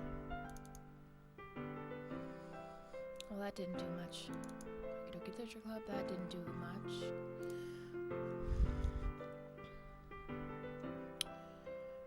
That didn't do it. Oops.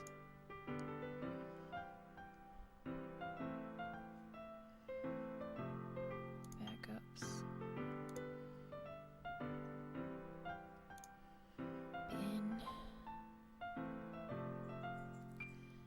Maybe it doesn't work the same way in here.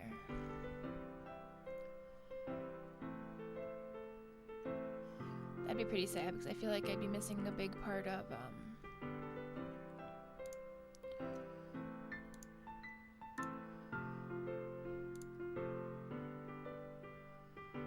images.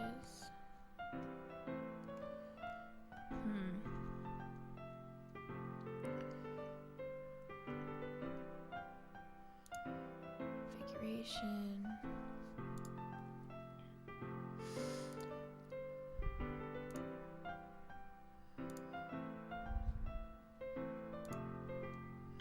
Come on.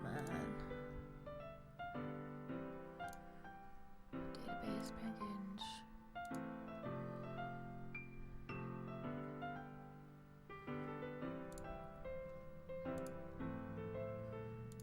Resources.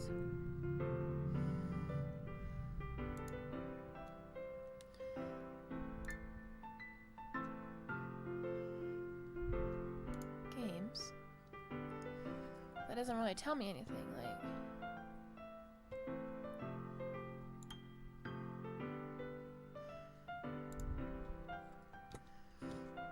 What the hell? Sorry, you gotta like see what the inside of my computer looks like, essentially. Alright, I can't find it. I'm gonna have to pause this another time here. That's making me kind of cranky. It's even more abstract, huh? It's just the way I write. Sorry if you don't like it. No, I never said that. It's the kind of thing I've never really seen before, I guess. Kind of like playing with my space on the paper. Choosing where and how to space your words can totally change the mood of a poem. It's almost like magic.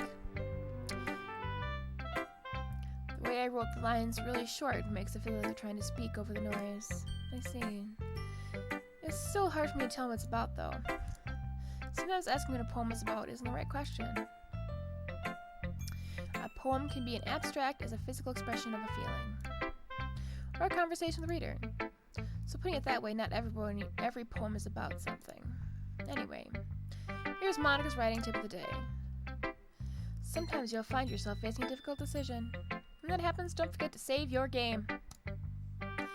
You never know when you might change your mind. Or when something unexpected may happen. Wait, is this even a tip about writing? What am I even talking about? That's my advice for today. Thanks for listening. We are gonna save quick.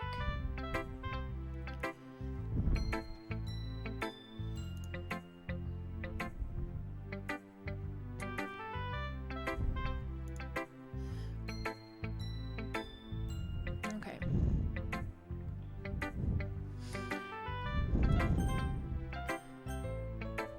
Return. Let's talk to Sayori. Face. Oh my goodness, this is so good! I love it! Especially after yesterday's poem. Ugh. You're too honest sometimes, Sayori. No, but really, I want to put this on my wall. Can I? Sayori, you must be seriously overreacting. And I'm not a good writer at all. I honestly have no idea what I'm doing. Well, maybe that's why. Because I have no idea what I like either. Interesting. I'm sure yours opinion is more constructive than this. Maybe even Natsuki's. Are you sure you don't like it just because I wrote it? Well, I'm sure that's part of it. I think I understand you better than a lot of other people, you know. So when I read your poem, it's not just a poem. It's Samurai Pie's poem. And that makes me feel extra special. Like I can feel your feelings in it. Sayori hugs a sheet of paper against her chest. You're so weird, Sayori. I'm never good at figuring out poems are good or bad. But that's why I just go by my heart. And it makes me feel things and it must be a good poem. I'm not sure that's exactly how it works. It's exactly how it works. Then again, I guess the conveying the feelings is a pretty important part of the whole thing. Yeah, maybe.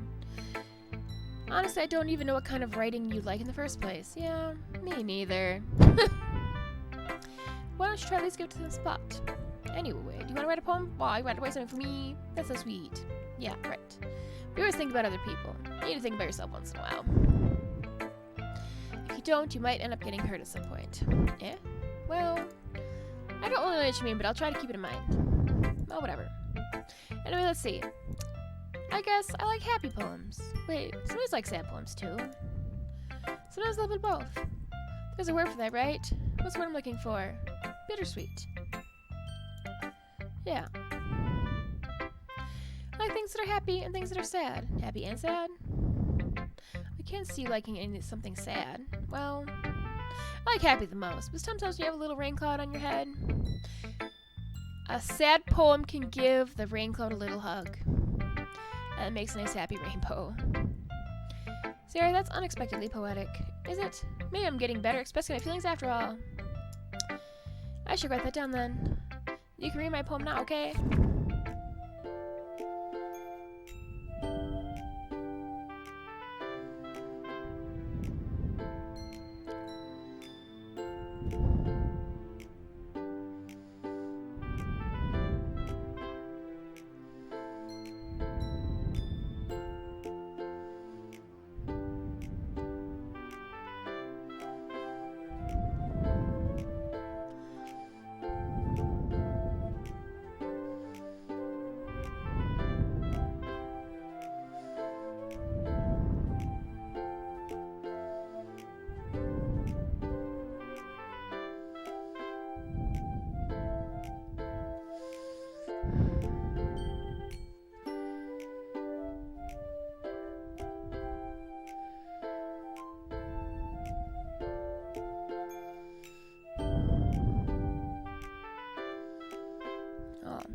That's a great... but giving too much of yourself to others.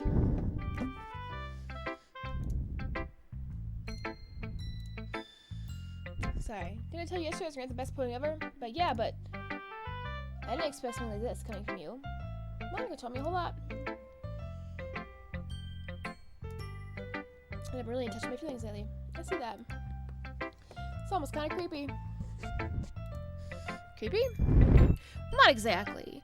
Maybe I'm so used to being so cheerful. Well, never mind. I think I'm thinking too hard about it. The point is, it came out good and you should be proud of it. Thanks. I feel like it was meant to express myself this way. It even helps me understand my own feelings a little bit better.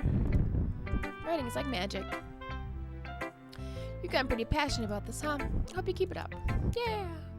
Writing's the best! And keep writing till I die! She's very cheerful. Oh, don't get ahead of yourself. Sarah's always got a habit of obsessing with something before dropping it more than a week later. I wonder if this is one of those times. But seeing the passion in her eyes makes it hard for me to be pessimistic. Who should I tow my poem to next? Are you still mad at me?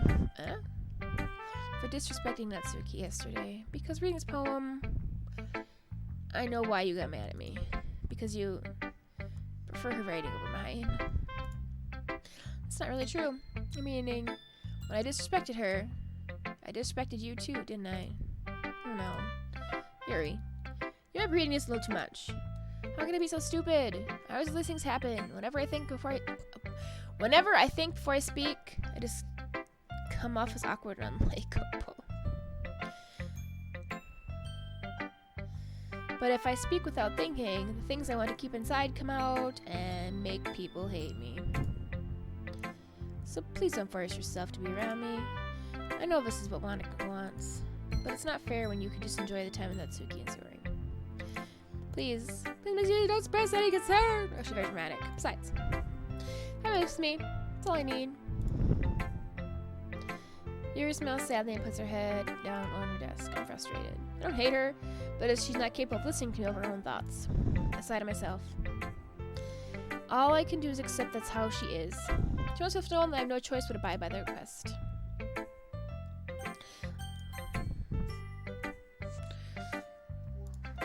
She reads my poem. She keeps glancing at me in the back of the poem. By now, she must have read it more than once. Arg. Is it that bad? No, it's not. It's good. It's really good, okay? There, I said it. Well, this wasn't supposed to happen at all. Why can't you just be bad at this? My poems aren't supposed to impress you, not the other way around. Trying to impress me? Obviously. You think I let you enjoy Yuri's writing more than mine? Give me a break. Well, in that case, the problem is me trying to impress you. I'll tell you, Natsuki's face freezes like she just realized something. You trying to impress me? Natsuki vigorously scans her eyes over my poem one more time. Then the poem slips out of her hands and flutters to the floor. I have to use the bathroom. Red-faced Natsuki quickly walks out of the room. Samurai Pie, did you say something that I just saw her rush out like that? You didn't do anything terrible, did you? No. I just told her that. My voice gets caught in my throat. There's no way I could tell Monika that I'm trying to impress Natsuki. Monika sees the Polaroid on the phone, so she picks it up. She skims over a second time, her smile not fading from her face. I see. At first, I just thought you liked her writing style. But you wrote this for Natsuki, didn't you? I mean, not really.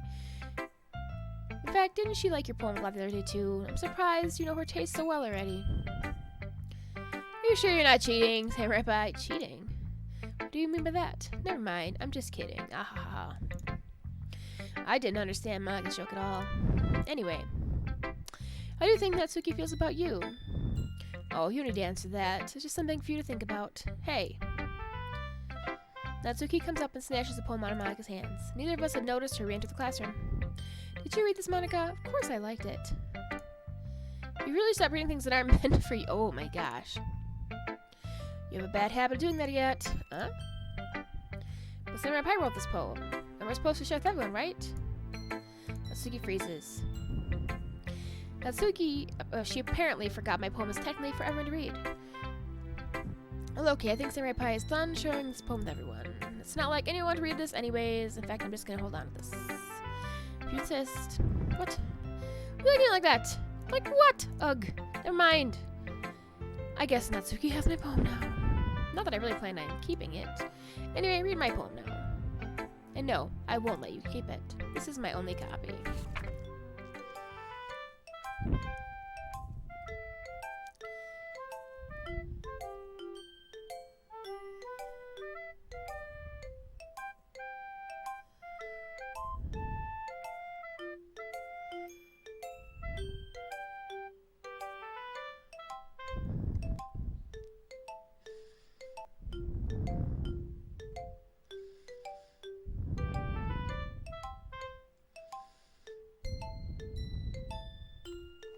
Well then.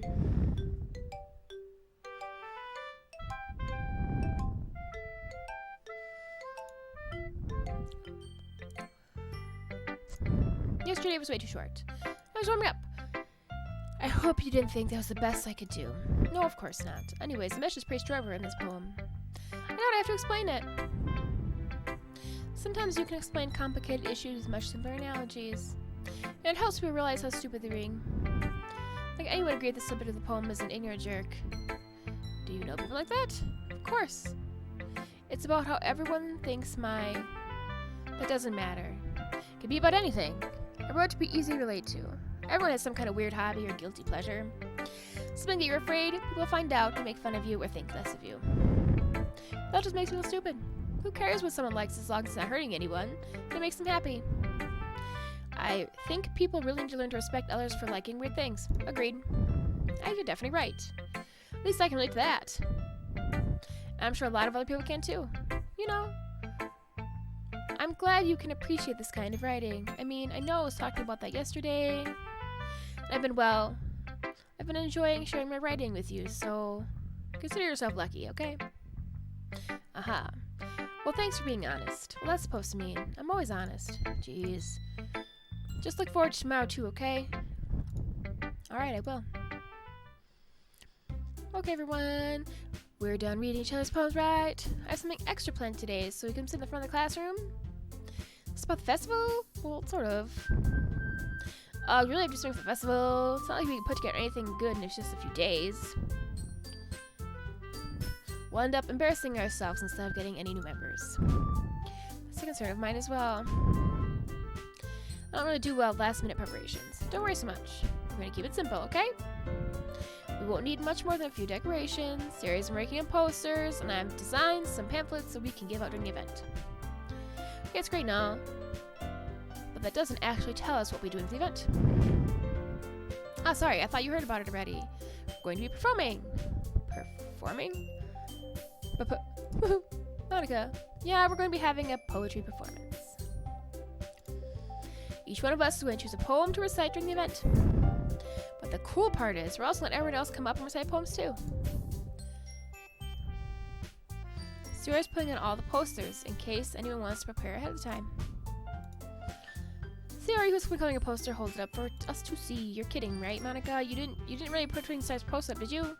Yeah, we did. Do you really think it's a bad idea? Well, no. It's not a bad idea. But I didn't sign up for this, you know? There's no way I'm going to be performing in front of a group of people like that. I agree with Natsuki, which is surprising. Like, they agree on anything.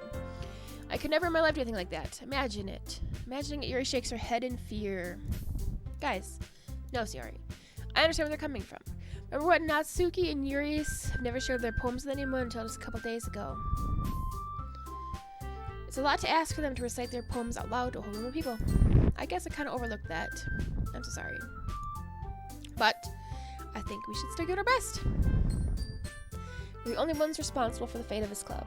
And if we start with the event and each put on a good performance, then it will inspire others to do the same.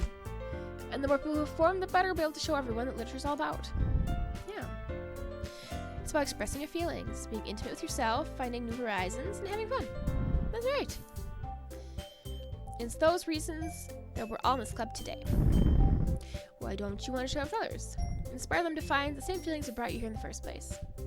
I know you do. I know we all do. And if it takes standing in front of a room for 2 minutes reciting a poem, then I know you all can do it. Natsuki and Yuri remain silent. Sayori looks worried. I guess it leaves me no choice. I agree. I don't think it's too much to ask. I think that Sayori and Monica have been trying really hard to get new members. Least we can do is help them out a little bit. Well, maybe, but it looks like Natsuki doesn't have any arguments left. Okay, fine. I guess let's have to get over with. Alright! Phew! Thanks, Natsuki. What about you, Yuri? She dejectedly glances around everyone else's expectant faces. I guess I really don't have a choice. Right, that's everyone. You're the best, Yuri. This club is seriously going to be the death of me. Oh gosh. You'll be fine, Yuri. But anyway, let's move on to the main event. I want each of you to choose a poem of yours. We're going to practice reciting in front of each other. No, wait. Monica, It's too sudden. Well, if you can't recite your poem in front of the club, how do you expect to do it in front of strangers? Don't worry, I'll start off to help everyone feel a little more comfortable. Can I go next? Of course. Now let's see. Monica flips her notebook and spits her comb she has made for herself. Then she grabs it on the podium. The title of this poem is The Way They Fly. Monica begins to recite her poem. Her clear and confident voice fills the room. More than that, her inflection is pristine. She knows exactly how to apply emotion behind each line she recites, bringing the words to life. Is this something she's done before, or is she simply natural? I glance around me. Everyone has their eyes on Monica. Sayori looks amazed. Yuri has an intense expression on her face I don't understand. And finally, Monica finishes her recitation. 4 of us applaud. Monica takes a breath and smiles. That was so good, Monica. Oh, thank you very much. I was just hoping to set a good example. Are you ready to go next, Sayori? I'll go next, said Yuri. What? Yuri's all fired up all of a sudden? Yuri clutches a sheet of paper between her hands and stands up. Keeping her head down, she walks quietly over the podium. This poem is called... She anxiously glances at each of us. You can do it, Yuri. It's called After Image of a Crimson Eye. Yuri's voice shakes as she starts reading the poem. Just a moment ago, she practically refused to do this. Why is she suddenly putting in so much effort? As Yuri gets past the first couple lines, her voice changes. It's almost like what happens when Yuri gets absorbed into her books. Her quivering words transform into sharp syllables of a fierce and confident woman. The poem is full of twists and turns in a structure that she enunciates with perfect timing. It's a rare glimpse into the whirling fire Yuri keeps concealed inside her head. Suddenly, she's finished. Everyone is stunned. Yuri snaps back to reality and glances around her. She's bewildered even herself. It's up to me to save the situation. I'm the first to start applauding. Everyone joins me after we give Yuri the recognition she deserves. It's not that we didn't want to applaud for her. It's we were caught off guard that we must have forgotten. As we applaud, Yuri holds the poem to her chest and rushes back to her seat. Yuri, that was really good. Thank you for sharing. Looks like Yuri's down for the count. Okay, I guess I'm next then. Yuri hops out of her chair, cheerfully walks up to the podium. This one's called My Meadow. Sorry, I giggled. Sorry. It's a lot harder than I thought. How'd you guys do it so easily? Try not to think of it like you're reciting to other people. Imagine you're reciting it to yourself, like in front of a mirror, or in your own head. It's your poem, so it'll come out the best way. I see. Okay then. Sayori bigs her poem. Somehow I feel like your soft voice has made the perfect match. The poem isn't aimlessly cheery like Sayori is. It's serene and bittersweet. Like I read this on paper, I probably wouldn't think much of it. But hearing it come from Sayori's voice almost gives it a whole new meaning. Maybe this is what Sayori meant when she said she likes my poems. It's like I get to reach more deeply into something that I thought I knew through and through. Sayori finishes and we applaud. I did it. Good job, Sayori. Yeah, even Samurai Pie liked it. I guess that's a good sign. What does that even mean? I came out nicely, Sayori. The atmosphere of your poem fits you really nicely. But it might be that other poems wouldn't work quite as well with that kind of delivery. I don't really understand. In other words, I've seen poems of yours where that sort of gentle delivery wouldn't work as well. They might need a little more force behind them depending on what you're reading. Oh, I know what you mean. I've been practicing that sort of thing. It's just embarrassing to do in front of everyone. Next time, I'm going to make you pick a poem that challenges you a little more. We don't have much time for the festival, you know. Okay, who's next? Natsuki. Might as well let Samurai Pie lower everyone's standards a little before I have to go do it. Oh, wow, terrible. Thanks. It's fine. I might as well get over it. But it's not like I have much selection of what to read. I'll just have to go with what I wrote for today. Stand up and step into the podium. Everyone has their eyes on me, making me feel terribly awkward. Here's my poem. Since I'm not exactly confident in my own writing, it's hard to put energy into it. Despite that, once I finish, I receive applause anyway. Sorry I'm not as good as everyone else. Don't worry about that as much. I think it's less about your abilities, more about your lack of confidence in your writing. That's something that'll improve over time, though. Yeah, maybe. Alright then. That leaves you, Natsuki. Yeah, I'm going. Natsuki begrudgingly gets out of her seat and makes her way to the podium. This podium is called... Why are you looking at me? Because you're presenting? Anyway, the poem is called Jump. Natsuki takes a breath. Once she starts reciting the poem, her sour attitude disappears a little. While she's still unenthused, her poem has rhythm and rhyme to it. It's Natsuki's trademark style, and it works surprisingly well when spoken aloud. The words feel like they bounce up and down, as if giving life to the poem. Natsuki finishes and everyone applauds. She huffs back to her seat. That wasn't so bad, was it? Easy for you to say. You better not make me do that again. Well... Julius, be prepared not to recite a poem in front of other people. I mean, doing it in front of other people is way easier. I can put on whatever face I want for other people. No, it's just my friends, it's just embarrassing. That's a surprise, Natsuki. I think it'd be the other way around for me. That's just how it is, so... Okay. You won't have much to worry about for the festival. That said, I want to thank everyone for coming, though. It might be hard, but I hope you all have an idea. Oh boy, it's like now. Make sure you pick a poem and get enough practice for the festival, okay? I'm making pamphlets not ahead of time which you'll be reciting. I should probably find some other poem to recite instead. That's fine too, it doesn't have to be your own. I'm already pleasantly surprised that you're putting all this effort in for the club. It makes me really happy. Oh yeah, no problem. Okay everyone, I think that's about it for today. I know the festival's coming up, let's try to write poems for tomorrow as well. It's been working out nicely so far, and I'd like to continue that. After the festival, we'll finish planning tomorrow, and then we'll have the weekend to prepare. Monday's the big day. Can't wait! I can do this, I can do this. Alright. Stand up.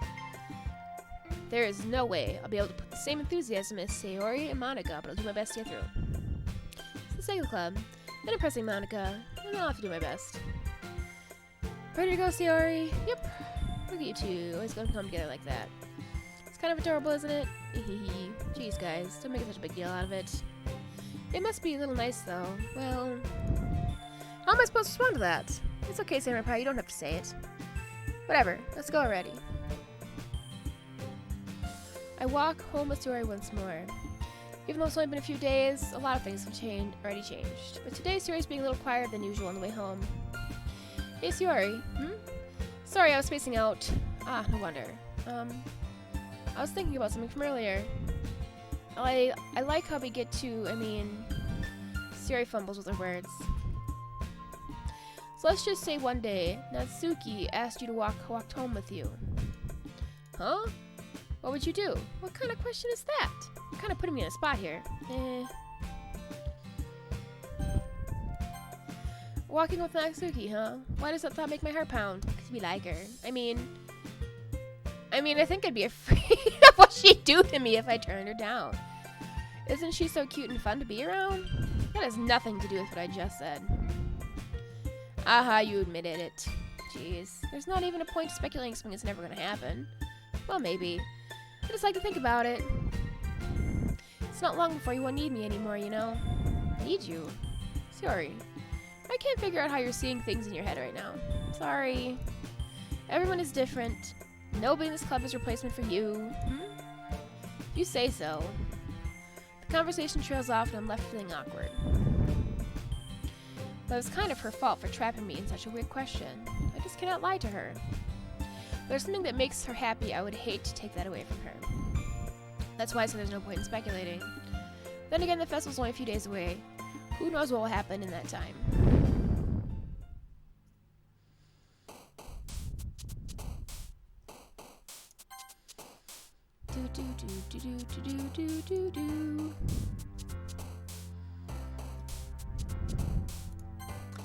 Oh, that's not how I thought that was gonna go.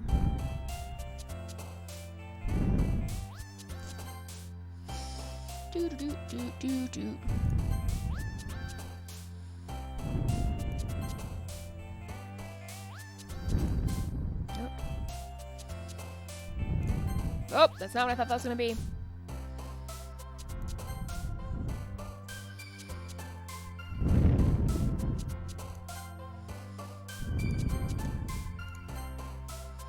We want to make it for her.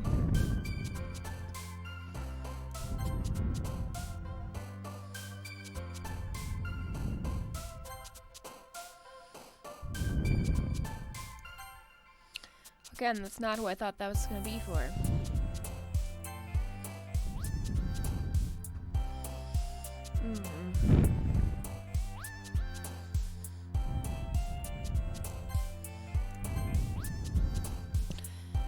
Like, apparently.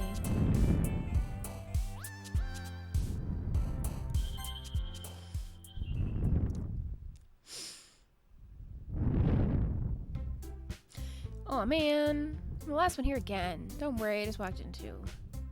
Are you practicing piano again? Yeah. You must have a lot of determination. Starting his club, not picking up piano. Well, maybe not determination. I guess passion. Remember that the club wouldn't be here if it wasn't all for you. I'm super happy you're all willing to help out the festival too. Oh, I can't wait for the festival. I'm gonna be great. Huh? Weren't you just complaining about yesterday? Well, yeah.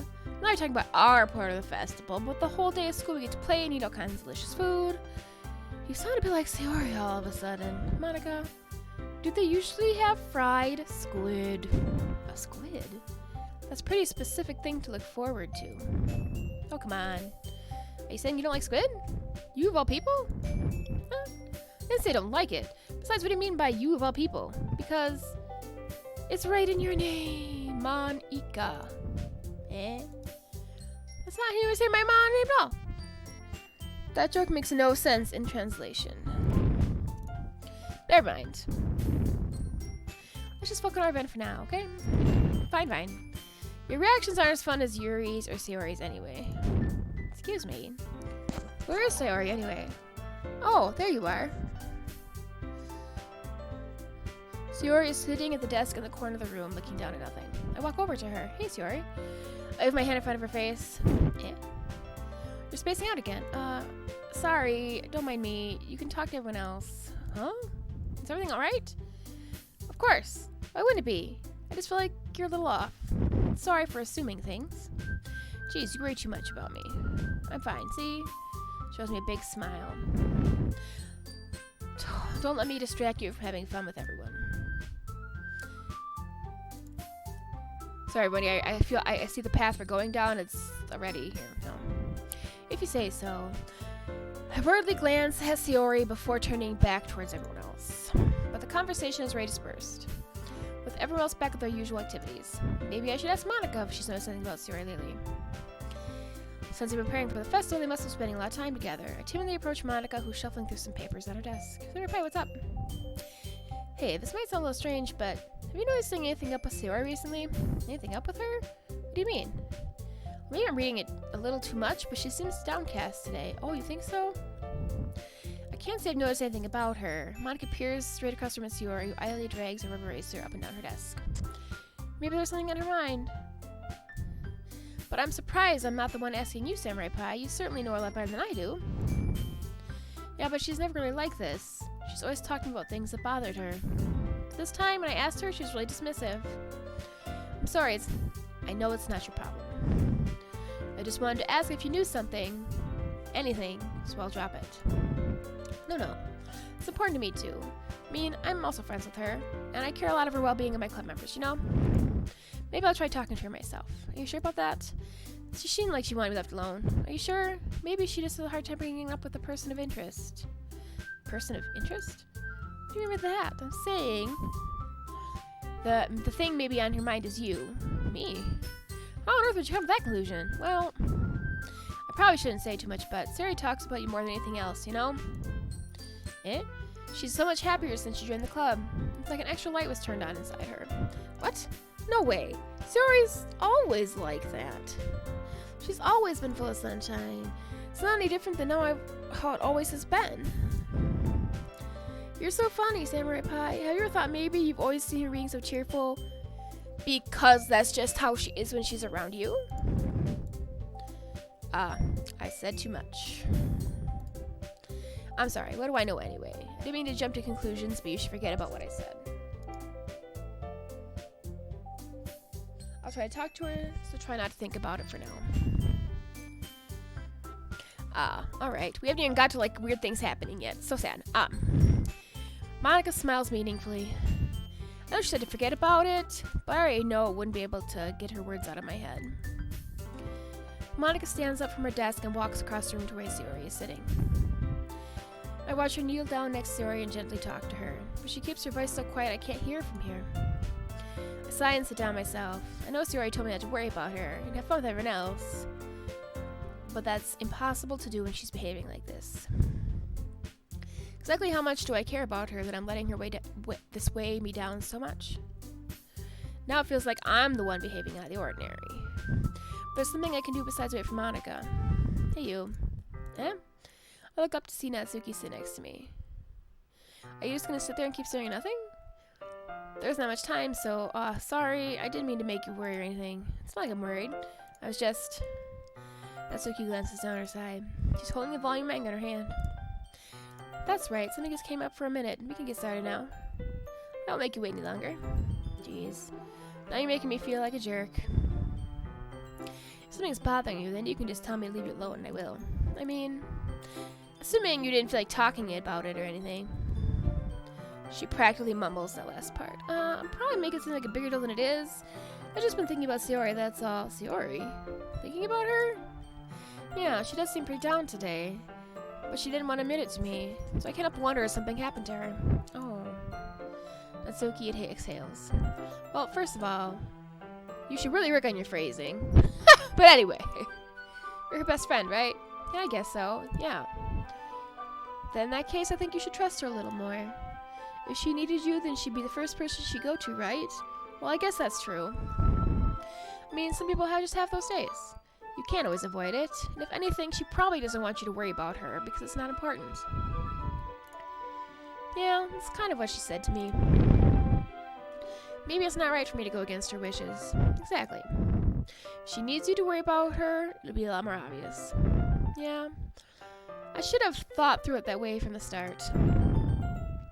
Natsuki fizzles the book she's holding in her hands. She means a lot to you, doesn't she? Don't get the wrong idea or anything. We've just been friends a long time. It's normal to worry about your friends. I mean, you were worried about me, so I was not. Geez, you're fine. Let's just hurry and get started already. Yeah. Okay, everyone. After some time passes, Monica calls off the club room. Why don't we share our poems? Before I know it, everything's back to normal. Everyone goes to retrieve their poems, and I do the same. I make eye contact with Monica. She smiles at me. I wonder what she was talking about with Sayori. Alrighty, let's go to Sayori first. It's nice, I guess. Come on, I can already tell you don't like it. Well, you didn't worry about what I think. After all, you wrote this poem for someone else, didn't you? Probably Natsuki. She's getting jealous. I didn't write this for anyone specifically. Maybe. It's not really what I meant, though. But it's okay. You're making new friends, just like I was hoping. Makes me really happy. And you're happy too, right? In this club? Well, of course I am. Good. It's all that matters to me. Thank you, Samurai Pie. Sayori. Is there something wrong? Huh? No, nothing. I'm just a little tired today. Alright. Just tell me if you need anything. I will. Don't worry about me, okay? You can go play with everyone else now. If you insist. Yay. I'm gonna go home a little bit early today. Sorry. Tell Monica I wasn't feeling well, okay? I'll see you tomorrow. Before I can say anything else, Sayori cheerfully walks out of the classroom, humming to herself. Who should I show my poem to next? Let's talk to Yuri. Yuri doesn't look too enthusiastic about spending time with me. I guess she changes her mind and she'll come to me. But I should leave her alone for now. Alright, apparently people don't like to talk to me today. Hi, Samurai Pie. Have you thought about what you want to submit for perform at the festival? Well, being in the club is one thing, but performing for a bunch of people is another. I'll have to give it some more thought. Okay, no pressure. But if you do, make sure it'll turn out great. It'll also make me happy to see. Anyway, let's take a look at today's poem. Sure. Sticking with Natsuki style once more, I see. You really like Natsuki, don't you? I do. It's awfully suspicious, you know, spending time with her club room every day, pretending to like manga that she's into. You know how Natsuki is. If I don't indulge her, she'll end up hating me. Eh? No, I think you're misunderstanding, Samurai Pie. It's not like Natsuki just hates anyone who doesn't give her what she wants. Yeah, she's assertive, but she's not that selfish. In fact, I think you're the only one who's indulging her as much as you have. So that's so... I kind of knew that, but I just didn't want to admit it. So I just need to ask you one thing of you. Be careful, please. Natsuki's kind of unpredictable. A lot of times, she doesn't even know what she wants. After all, she's the youngest one here. She might not know how to handle her own feelings properly. What I'm saying is, something bad happens, that it can have damage to Club 2. Maybe when you would do that to me, right? I'm not sure how to respond to Monika. While I care about her in the club, it's also kind of unfair to bring that up. Well, you're smart. I'm sure you do the right thing. Monika smiles sweetly. Anyway, I'll share my poem with you now, alright? Alright.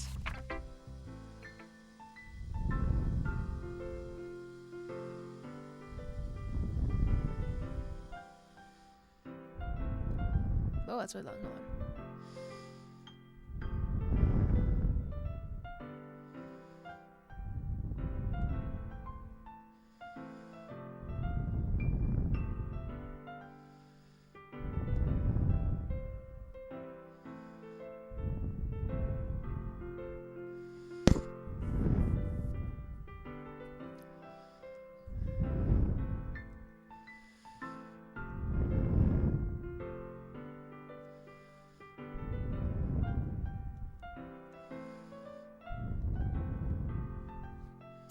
Interesting. I feel like learning and looking for answers are the sorts of things that give life meaning. Not to get too philosophical or anything, but it's kind of in my mind, so that's what I wrote about. Let's see. I never really put that much thought into it. In a way, it's almost paradoxical. Because if we had all the answers, wouldn't the world start to lose its meaning? You know, if there's one thing I noticed, it seems like everyone in the club prefers writing about things that are more sad than happy. Are you surprised? I mean, if everything was okay, we really wouldn't have anything to write about, would we? Humans aren't two-dimensional creatures. I think you know that better than anyone else. You mean one-dimensional? Oh yes, that. Anyway, here's Monika's writing tip of the day. Are you ever too shy to share your writing because you're afraid it's not that good? It can be really disheartening to get a lukewarm response to something you put so much into. But if you find other people who enjoy writing, then sharing becomes a lot easier. Instead of just telling you writing is good, okay, or bad, they'll want to focus on everything that went into it, and the things you can work on. It is much more encouraging that way, it'll make you want to continue improving. It's almost like having your own little literature club, don't you think? And that's my advice for today. Thanks for listening. My girl. Let's see, she's so excited. You're certainly enthusiastic today, of course. You know I like your writing. I'm just surprised. It seems like you had a lot of trouble admitting that before. Well, of course. I had to put you in your place a little bit. It's not like I was shy or anything stupid like that. Or jealous. I really wasn't jealous. Just because you happen to be a good writer, that's just a dumb thing to get jealous about. Natsuki, what? You're not very confident about your writing, are you? Yeah? What are you talking about? My writing's obviously the best, right? It took me a while to figure it out, but I think I finally did. Maybe Natsuki acts so arrogant because she's trying to make up for her own insecurities. She acts like she's the best, other people might think that way too. Right? Samurai Pie, please just tell me you like my poems. I don't care if you hate them. Just please tell me I'm the best. I really need to hear that from someone. Oh, poor kid. I know I sound stupid. But if there's ever a reason to share my poems for this, Natsuki, because nobody ever takes me seriously. While preparing my show poems, people just laugh and say, "That's so cute, just like you, Natsuki." Sometimes I don't want to be cute. But nobody understands that. I try really hard when I write. The style doesn't matter. The emotions are there. Why can't anyone see that? I just want... Natsuki trails off. Maybe it's because her lips started to quiver.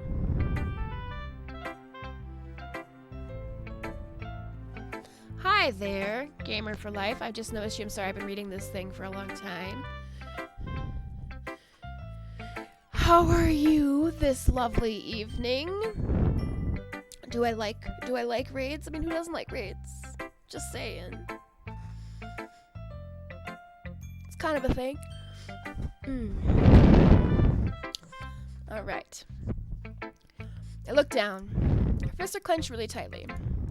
Hey, Natsuki, if you're not careful, you rip your own poem. I gently grab the poem with my own hand until she relaxes her grip on it. I place it flat on the desk and smooth the wrinkles that she put onto it. I don't read it. Before I can pick it back up, Natsuki snatches the poem from the desk. It's not any good, and I know you hate my poems. You don't have to read this one, okay? But I want to read it. Why? Because I like your poems. I really do. Why would I judge you for your style? It's not like my own style is anything crazy. I mean, it's true. The first time I read one of your poems, I didn't look much into it. I know you better now. It's wrong for you to think your style is more amateur than hers. And Sayori, she always means well. Sometimes she's so focused on simple happiness that she doesn't understand what people really want. Yeah, I guess I never really thought how hard that was for you. And I'm sorry that I was a part of that problem. I understand now. You're not just cute, you're a lot more than that. And Natsuki, you're doing it again. Once again, Natsuki clutches her poem a little too hard. She looks down, hiding her eyes from me. I never realized how difficult this was for her. Finally, she forces herself to extend her arms and sets her poem on the table. You can read it. Just turn that way. I don't want to look at my face right now. Okay, I will.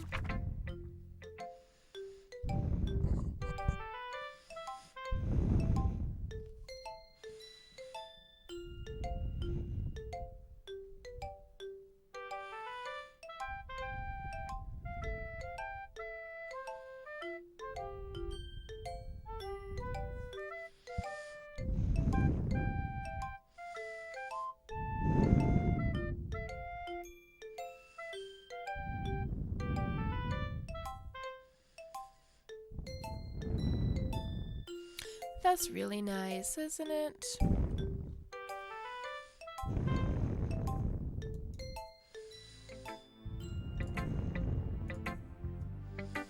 Why are you looking at me like that? If you don't like it, then just say it. I won't get mad. No, it's not that I don't like it. It was just a little surprising to read. I guess I'm not used to hearing such nice things coming from you. You don't just say that. Dummy. What do you think the point of writing is? Expressing things that you just can't say. Yeah, I understand. I'm sorry for missing the point sometimes. I always mean well, and I'm happy that you showed this to me. I liked it. Well, yeah. I'm a pro, so Natsuki mumbles, completely failing to sound confident like she usually does. Just remember that. I can see these things sometimes too.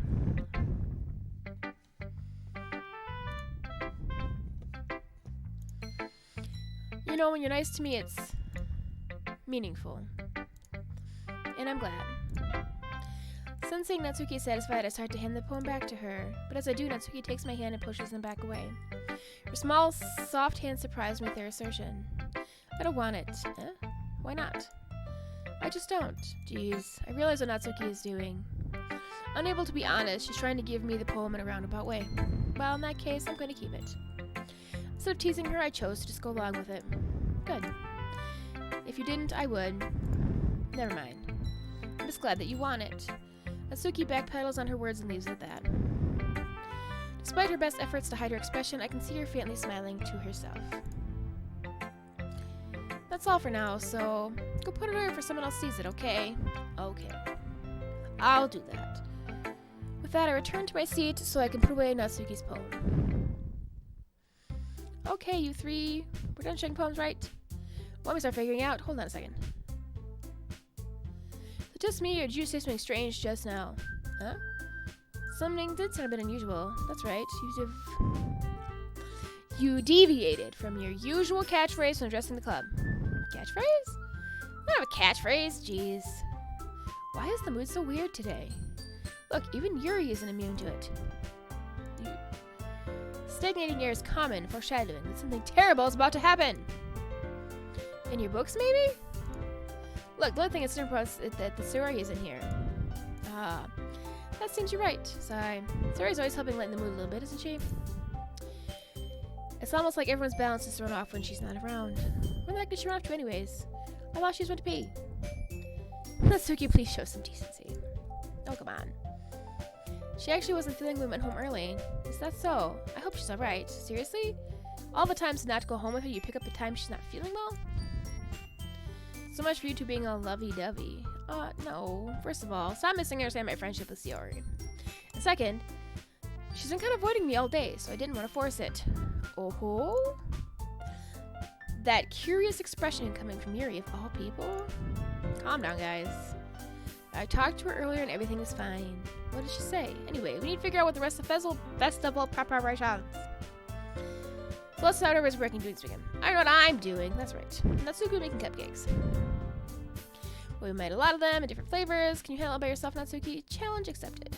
As for myself, I'm going to be printing and assembling all the poetry pamphlets. Sarah will be helping me design them. As for Yuri, you can, guys, can you help me come up with something for Yuri? I'm useless. No, that's not at all. You're the most talented person here, you know? No, Natsuki's pouting too. Jeez, even I can tell now. Jeez, I never gave Sarah enough credit. Things are even harder for you when she's not around. That may be the case. But if I also can't be leader on my own, I won't grow as a person. So Yuri, you have beautiful handwriting, you know? You should make some banners and decorations to help set the atmosphere. Atmosphere? About that. I love atmosphere! Yuri's expression suddenly changes as she stares at her desk and focuses and starts nodding to herself. I drink here.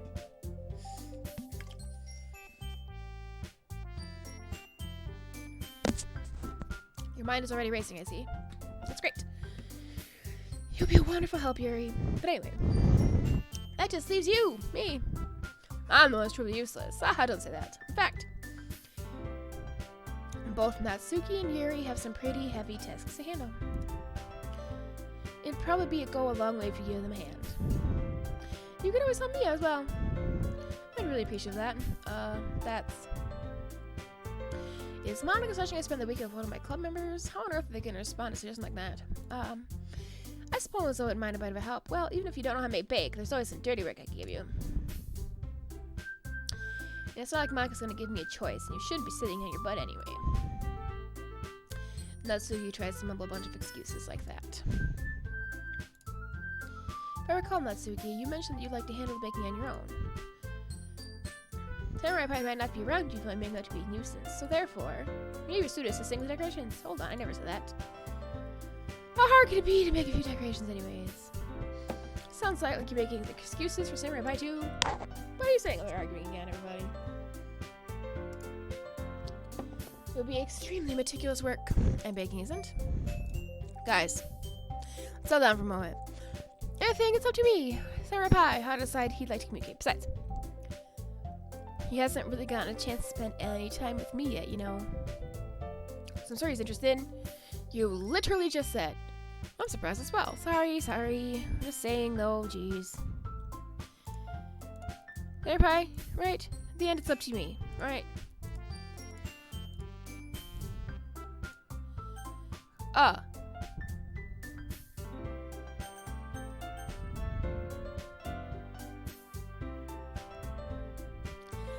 It's hard because I kind of know what's going to happen, and I think I'm too late to change some things that are going to happen anyways.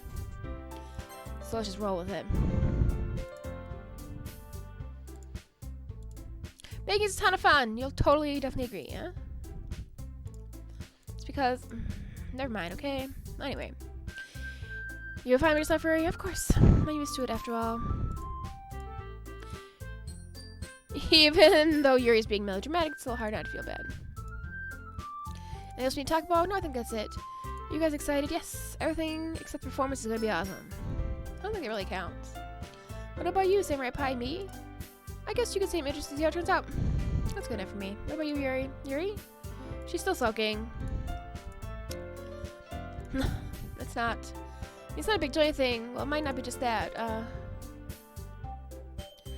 think Yuri might be feeling a little underappreciated in general.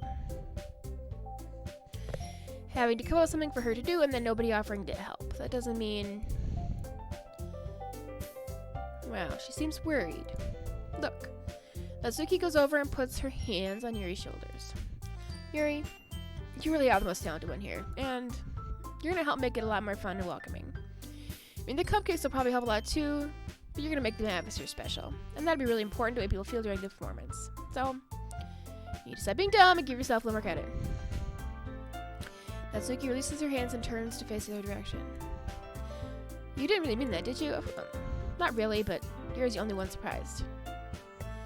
Monika and I are both taken aback by Natsuki's words. Natsuki, of all people, is saying such encouraging things. But I begin to understand. Natsuki was trying to sound like Sayori. If it didn't work out perfectly, I can tell you she tried to say something Sayori would have said in a time like this. Because Sayori always helps everyone smile and forget about themselves. I'm sorry for being dumb. I'm going to do my best. And all of us are going to make a really great event. Yeah. Hope you see everyone do their best. But with that, there's nothing more for today.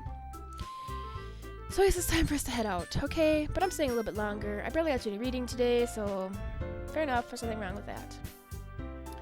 Everyone packs up their things. I try to follow Monika and Yuri out the door as they chat with her. Where are you going? We still need to figure out plans this weekend. You really would have gotten home and realized you didn't even have the way to contact me. Oh, that's true. I have no idea how that slipped my mind. Dirt. Geez, good thing I stopped you. I'm giving my number, okay? You better not make it weird or anything. Why would I do that? Natsuki gives me her number. Okay. I'm coming over on Sunday. I'll bring all the ingredients. Wait. You're coming to my house? Well, yeah. What's wrong with that? I mean, I just figured since I'm the one helping, I'd be going to your house. Yeah, right. Like I could ever bring a guy over to my house. My dad would kill me. Really? It's kind of strict if you ask me. Yeah, how do you think I feel? I can't do anything when my dad is home. Anyway, I just need to complain for a second. We have each other's numbers now, and that's all I needed from you. I guess I'll text you when I'm coming over. Alright, fine by me. I'm really gonna show you why I love baking so much. So you better look forward to it. Oh? Didn't you say you were just gonna give me the dirty work? Well, I was just saying that. It's not like I could act like, in front of everyone, that I was looking forward to this. Wait, really? What kind of? Just because I never got to bake with someone else before. And that's all, so alright, I get it. Sorry for overreacting. I guess I'll be headed out now. See you Sunday. Never mind. Coming to my house. Oh, yay. My anxiety shoots the roof. Even though I've gotten pretty used to handling her at this point. Right. Hi there. I played the, this is Doki Doki Literature Club Plus. I played the base game before. This is my first time playing the Plus. I picked somebody different this time. Though I'm finding all the reading allowed to be a challenge. Most of the stuff I play doesn't have quite this much reading.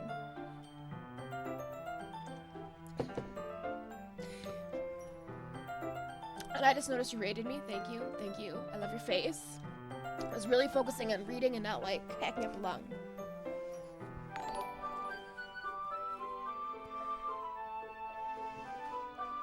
Alright, yay! Anyways, so we picked something different. I'm curious what the extra content is. Like, I didn't really look at that closely, but I'm excited. And she's looking forward to baking with us. That's super exciting. Is this a chance I have to make something happen between us, or is it too early for that? Only time will tell. But until then, I won't be able to take my mind off it. Seriously, I can't wait. It's already Sunday, man. Oh, thanks, man. Thanks. That was very kind of you. I really appreciate it.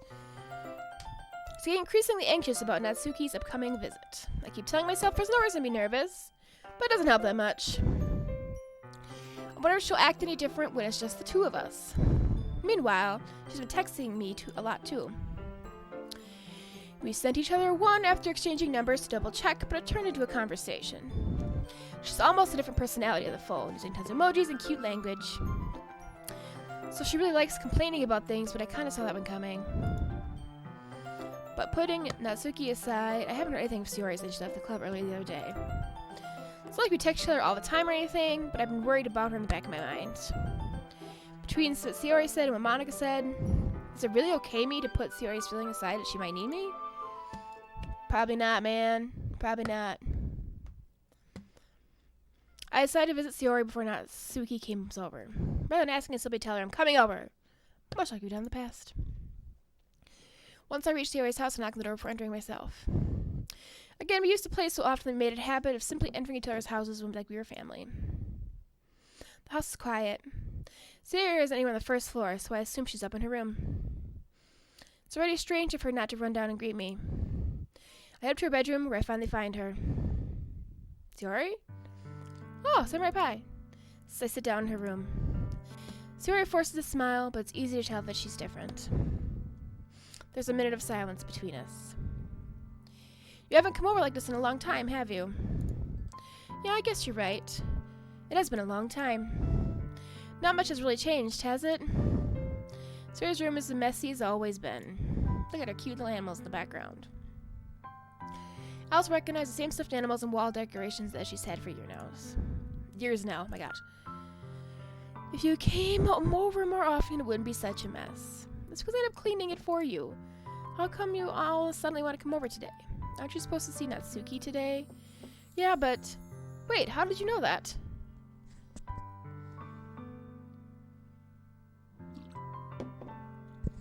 Sayori had already left by the time we decided last meeting. Monica told me. It's only natural for her to keep me informed about the festival's preparations, right? Now that's true. But what about you? Aren't you going to be helping Monica today? Of course. But I'm helping her on mine. We didn't plan to meet up or anything. So it's just me and Natsuki then. Yep. There's more silence between us.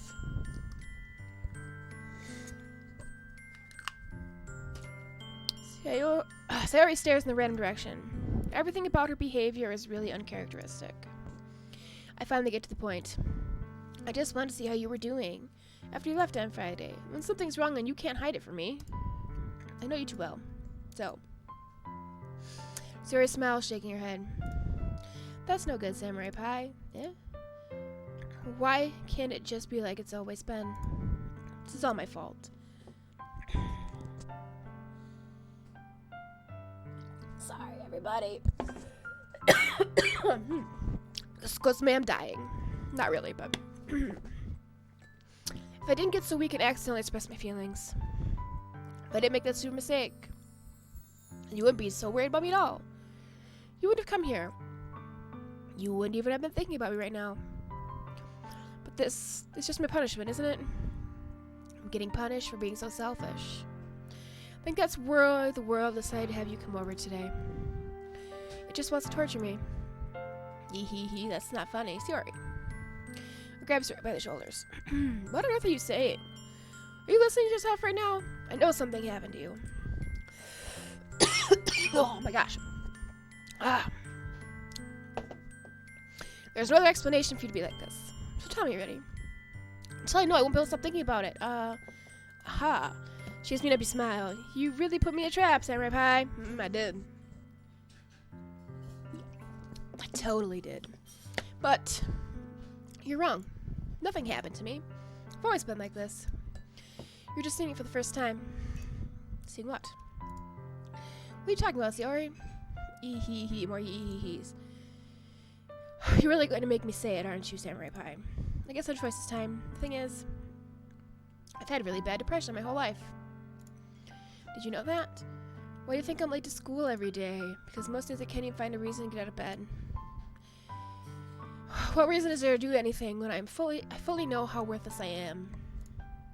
Why go to school? Why eat? Why make friends? Why make other people put their energy and caring into waste? To waste by having them spend it on me. Oh man, depression's terrible, isn't it? I mean, I have it too, but that's what it feels like. That's why I just want to make everyone happy, without everyone worrying about me. I'm in shock. I can't even figure out how to respond. How is it possible that Sayori kept this from me the entire time that I've known her? Did she really want so badly for me to just not think about her? Why, Sayori? Huh? Why is it that you never told me about this? It almost feels like I've been betrayed as your close friend. Because if you knew, I would have done everything I could to support you. Even if there's only so much I could do. I tried a little bit harder to make every day better for you. That's why I'm your friend. And all you had to do is tell me. You don't understand it all, Samurai Pie. Why do you think I didn't tell you? Because I told you, then you'd have to waste energy caring about me instead of doing important things. I don't want to be cared about. It's bittersweet when people try to care about me. It feels nice sometimes, but it also feels like a bat being swung against my head. Wow, bros, that's incredibly accurate. Yeah. That's why I wanted so badly if you make friends with everyone else. Helping everyone be happy together is the best thing for me. Then I discovered something else too. Seeing you make friends and get close with everyone in the club, it feels like a spear going through my heart. So that's why. So I've decided the world just wants to torture me. Every path leads to nothing but hurt. You're right that I don't understand. I don't understand your feelings at all, Sayori. But I don't need to understand. Whatever it takes for me to help you stop hurting, that's what I'll do. No, Samurai Pie, there's nothing. Nothing at all.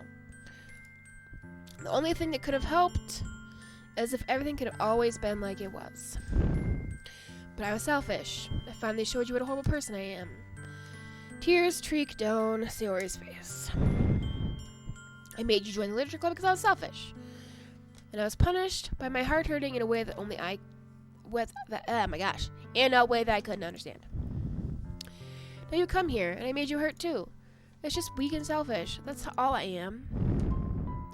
And that's why I'm going to accept these punishments. Because I deserve every last one.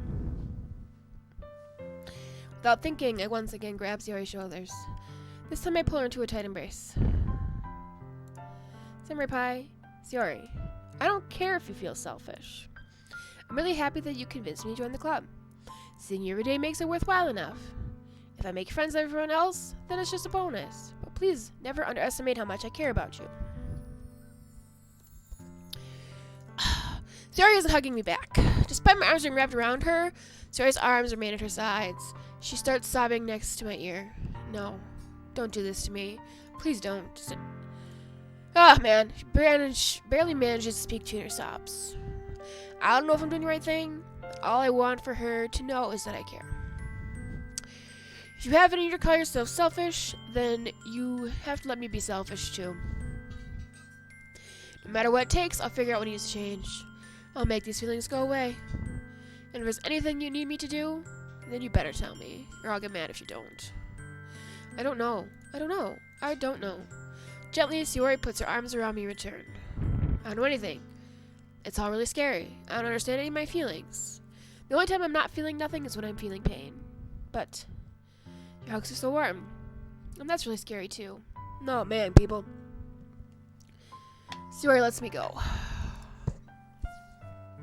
Now, she does let her go as well. The festival is tomorrow. Yeah, it is. It's going to be fun, right? Yeah. How would you like me to spend it all with you? That's what I want. I promise. I think that would be nice then. Yeah. She wipes her eyes. If I could spend the whole day here, I would. Of all days, this has to be the one I have other plans. Right? Maybe I should cancel. No, don't. Please don't. If you did that, then I really wouldn't forgive you, but...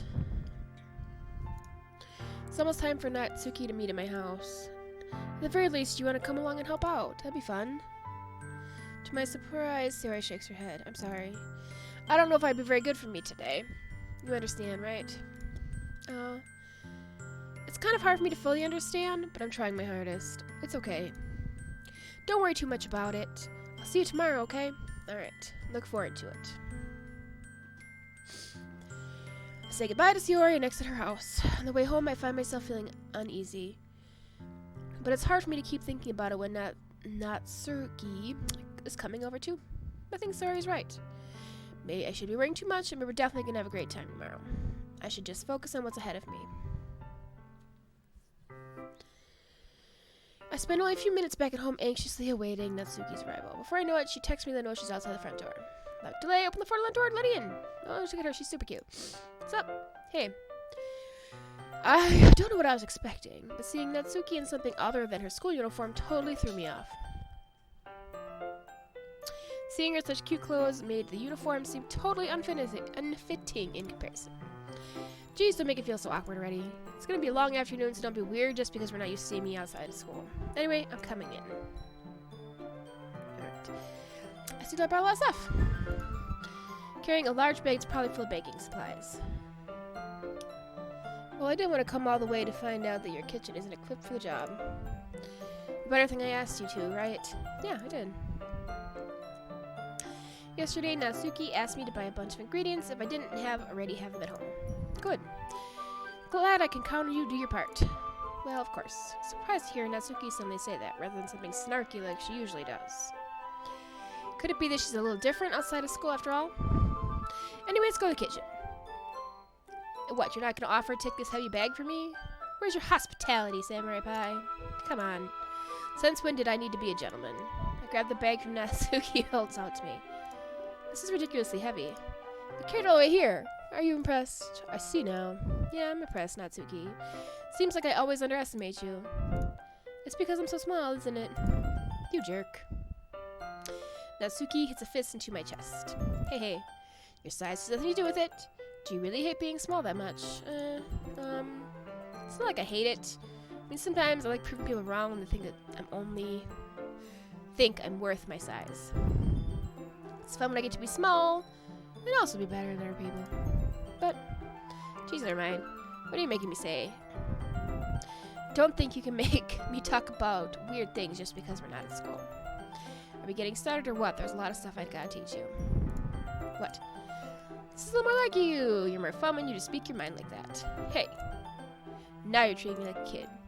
Try to be a little nicer, you know? And just because I don't have a mature and flecky figure like Yuri doesn't mean you should treat me like... She catches her face and her face turns red. Natsuki, forget it. I didn't say anything. I should apologize, eh? I appreciate you trying to be nicer. I should be a little more considerate too. But also... That's what you're thinking. Then you should know there are tons of guys who are into body types like yours. How would you know that anyway? Trust me in this one. Girls. Hey. Was that to me? Who else? Man. Let's just get started already. You get all sorry when girls call you gross. Finally, I found your weakness. Please spare me. Well, if Natsuki decides to dish out more insults like that, there's no way I'm not fighting back. But she's satisfied enough for now and finally starting to pull things out of her bag so we can get started. Before long, the whole kitchen's a mess. Spoons, dirty bowls, flowers, spilled fluid, plastic bags are strewn about on every countertop. The mixer isn't big enough to make all the batter at once, so we had to do it several times. Meanwhile, Natsuki's babysitting all of my movements to make sure I don't mess up her precious baking. Samurai Pie, wait for the food coloring. The batter's gonna go in the oven soon. We need to fill the trays. I think it's still in the bag next to the table. What are you using it for? To color the batter, of course. Make each tray a different color. That way, even if the flavors aren't different, everyone can still pick their favorite. That's a cute idea. What are we gonna do about the icing? What do you want to? You're asking me? I don't really have a preference, so oh come on. You're not putting hard into this at all. You can at least try to have fun. I'm having fun. I'm not really sure what Natsuki is trying to get out of me. Meanwhile, I see her separate the batter into 4 smaller bowls and put a few drops of food coloring in each. Well, that does look pretty cool. See? It's not like baking is just about following instructions. The presentation is ready to be creative and have the most fun. It's a million times more worth in the end than just looking at it makes everyone's eyes light up. Oh my gosh. Like the ones you made my first day, huh? I recall Natsuki's proudly presenting her cat-shaped cakes and Sayori and Monika's delighted expressions. I wonder if I can make Natsuki proud like that too. Yeah. Maybe we'll use the food coloring then. Sounds like you got your... They're starting to understand. Oh my gosh. Just make sure you completely finish mixing the icing before you mess with the food coloring. Yeah, it's getting there. We're using, oh my gosh, the electric mixer for batter, so I got stuck with the whisk and a huge bowl for the icing. Yeah? The icing's still all on B. Are you even trying? Well, yeah. It'll just take a bit longer. Geez, I'll be here all night if you do it like that. Here, look. She grabs the whisk from me and uses her other hand to tilt the bowl back. You really need to beat the crap out of it. She's so funny. I love her how she says stuff like that. After a few seconds, the consistency of the icing is already improved. See? As to emphasize, Natsuki sticks a finger in the icing and pops it in her mouth. Reluctantly, I start to do the same. Hey, there's my wrist. I don't want your gross fingers in my icing. Oh my gosh, your icing? Are you forgetting who did all the work? I start to fight back, trying to inch my finger towards the bowl. Don't make me beat the crap out of you next. I'd like to see you try. Push harder, just enough for me to reach the icing. I triumphantly scoop some of my fingers just as Natsuki tugs with all her might. Oh man, this is gonna be terrible, fam. The force of Natsuki's pulling me causes me to stumble, making her stumble in turn. Gross! Got on my face. Whose fault is that? The big glob of icing on Natsuki's cheek. She tries to reach with her tongue, but it's too far away. Jeez. You know what? I'll take this. Natsuki instead wipes off her finger before shoving her finger towards my own face. You wish. Faster. I grab her wrist with her hand before it reaches my face. Natsuki tries to use her other hand to fight back, but I grab that one as well. Ah ha ha ha, stop. Not until you apologize for calling me gross. Fine, fine. I'm sorry for calling you gross. You know I don't mean it. It's just the fun of seeing you react to it. You do that to me all the time, you know? Say dumb things just so I can get a reaction out of me. You really shouldn't tease girls like that. Is that so? In that case, I probably shouldn't do this either. I take Natsuki's finger and put it in her mouth, licking off the icing. Oh, that's awkward. What? Did you seriously just... Natsuki is so surprised she can't even figure out how to get mad at me. Your face is entirely red. Samurai Pie. You really shouldn't do that kind of thing to girls unless you really like them. You know what? You know that, right? What kind of question are you asking me just like that? How did the mood turn to this so quickly? She gazes at me in silence. I notice her shallow breath. Why am I starting to feel dizzy? I don't know where the fire alarm starts going off. Natsuki rushes over to the oven. Is something burning? I thought you didn't put the cupcakes in yet, cough. No wonder. You left a dirty tray in there, dummy. How could you make a mistake like that? You have checked for turning the oven on. Don't blame me for your mistakes. Jeez. Natsuki uses the oven mitt to grab the blackened tray out of the oven. Then she sits on top of the stove. In another moment, the fire alarm stops. Anyway. But now. Yeah. Tension from the remote force still lingers over our heads. But the moment has already been lost. I watched as Natsuki slides the cupcake trays into the oven.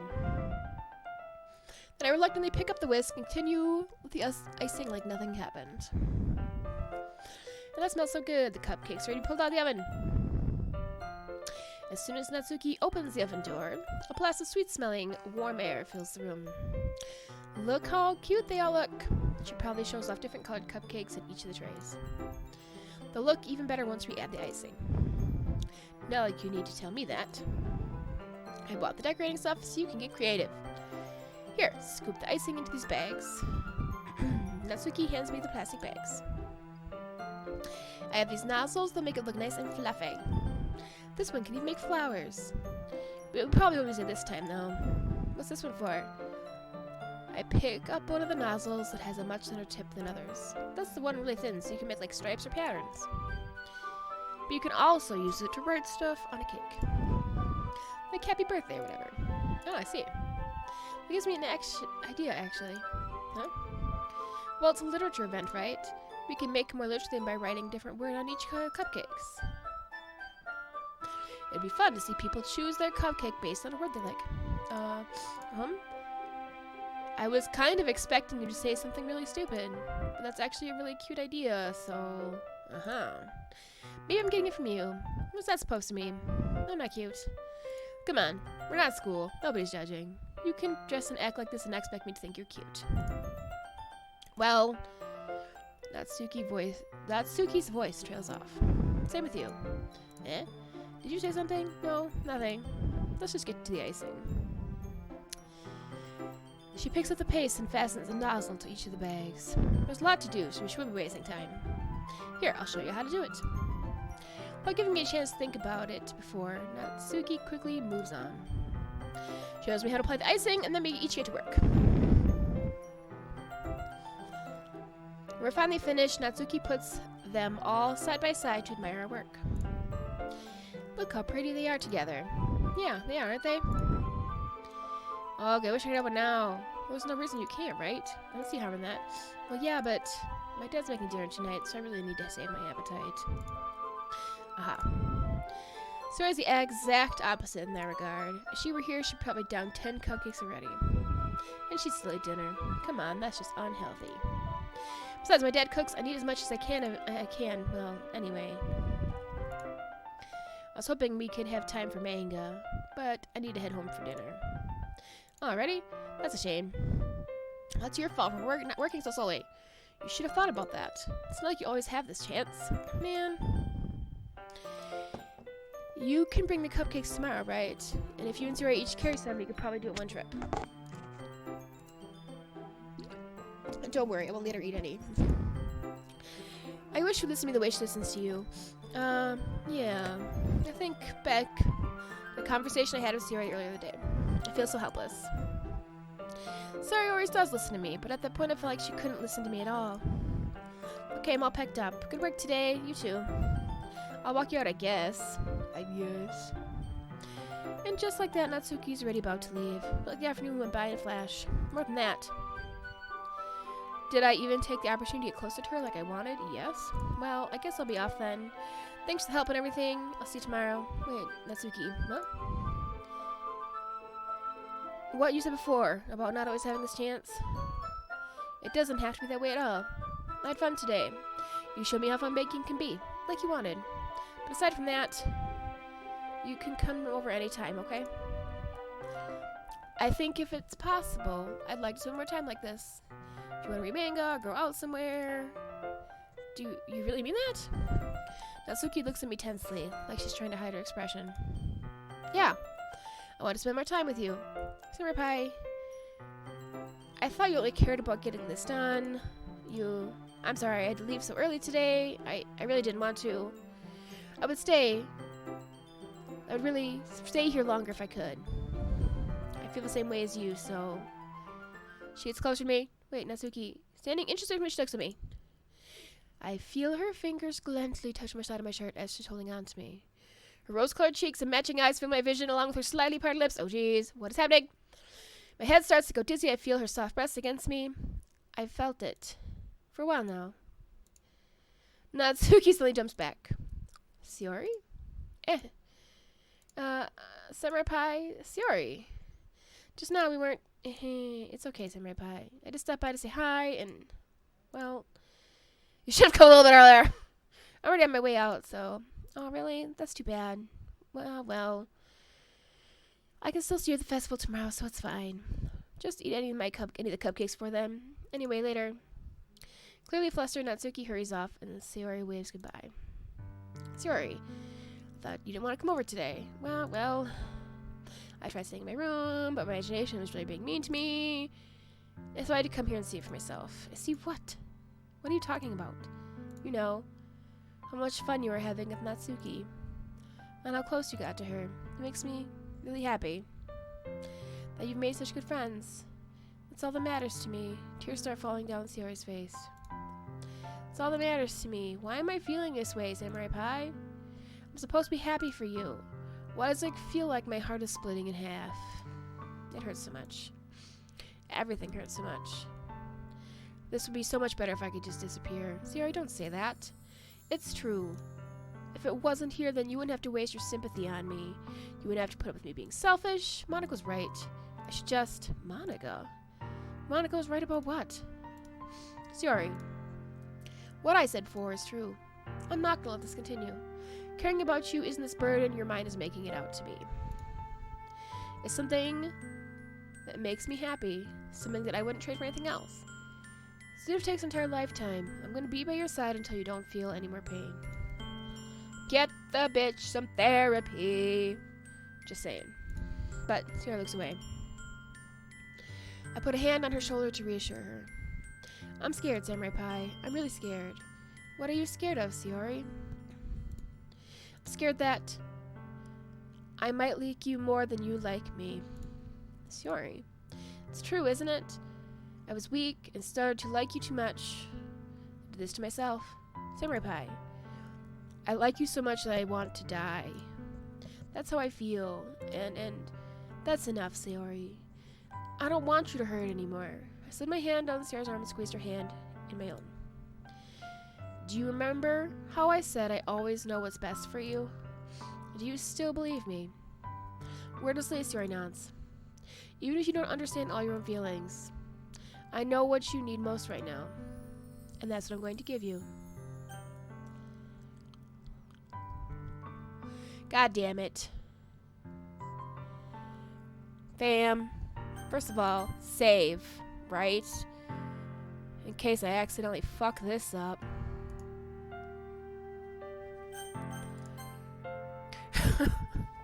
I know where this goes, because I've played to them. Oh, man.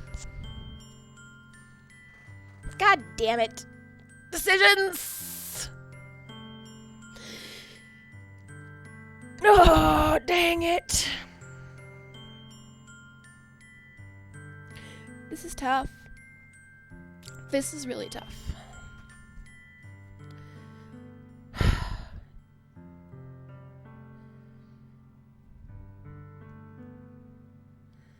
Dang it. They try to guilt you into it, right?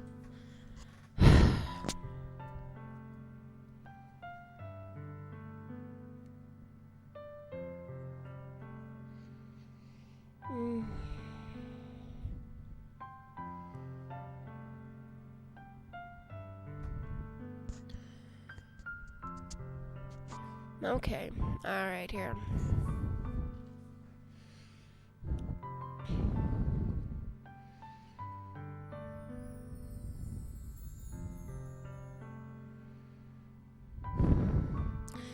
I have to do it. It's not what she wants to hear at all.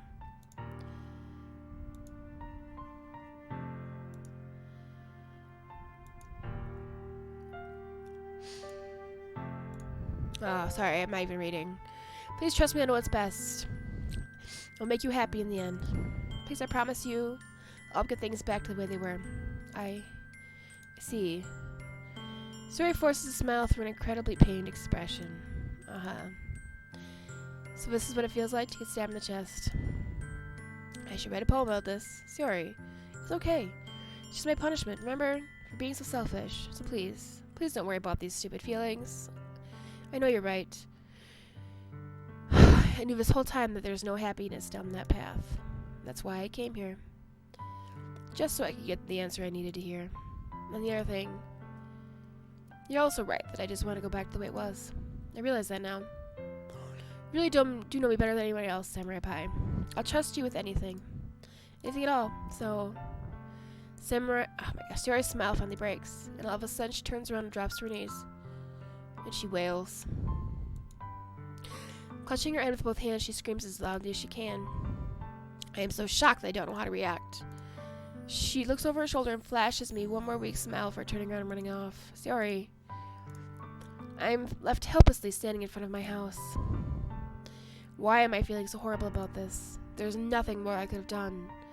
The most I can is to support Sayori through her feelings and help her on the path that's right. I'm having such trouble understanding Sayori's feelings as she is. Even though I can comfort her, I keep wondering if I should be doing something more or something different. I know these thoughts will continue to plague me until things are back to the way they were. I'm going to give everything I got. Sayori will be my dearest friend. I'll do whatever it takes to put a smile on her face every day.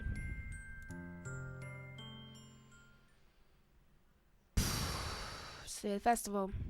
Of all days, I expected it to be this one where I'd be walking to school with Sayori. But Sayori isn't answering her phone. I considered going into her house to wake her up, but decided it's a little too much. Meanwhile, the preparations for the event should be nearly complete. I managed to carry all the cupcakes by myself, carefully stacking 2 trays. Natsuki is already texting up a storm, but I can't respond thanks to my hands being full. Funnily enough, I probably feel the exact same way Natsuki does about the event. I'm more excited for it to be over so I can spend time with Sayori and Natsuki at the festival. But knowing Monica, I'm sure the event will be great too. Samurai Pie, you're the first one here. Thanks for being early. I thought I'd at least see Yuri here by now. Monica is placing the little booklets on each of the desks in the classroom. They must be the ones she prepared to have all the poems we are performing. In the end, I found a random poem online that I thought Monica would like and submitted it. So that's the one I'll be performing. I'm surprised you to bring Suri with you. Yeah, she overslept again. That dummy. Oh, man. You think that on day this important she tried a little harder? I say that, but then suddenly I remember what Suri told me yesterday. And suddenly I feel awful knowing it's not that nearly that simple for her. I only said it because I feel it's the way I'm used to thinking, but maybe I should have gone and woke her up after all. You should take a little responsibility for her, Samurai Pie. What? I mean, especially after your exchange with her yesterday. You kind of left her hanging this morning, you know? Exchange? Monica, you know about that? Of course I do. I'm a club president after all. But I stammer, embarrassed. Did Sayori really tell her about it that quickly? And how I basically turned down her confession. That makes me seem like the bad guy here. But I'm the one who knows what's best for her, right? Jeez. You don't know the full story at all, so don't worry. I probably know a lot more than you think. Eh? Monica is being friendly as usual, but for some reason I felt a chill go down my spine after hearing that. Do you want to check out the pamphlets? They came out really nice. Oh, sure. I grabbed the pamphlets and laid out on the desks. Oh yeah, they really did. Something like this will definitely help people take the club more seriously. Yeah, I thought so too. I flipped through the pages. Each member's poem is neatly printed, and some page giving it almost a professional feel. I recognize Natsuki and Yuri's poems as the one they performed during our practice. What's this? I flipped to Yuri's poem. It's a different one from what she practiced. It's one I haven't read before. Oh, man.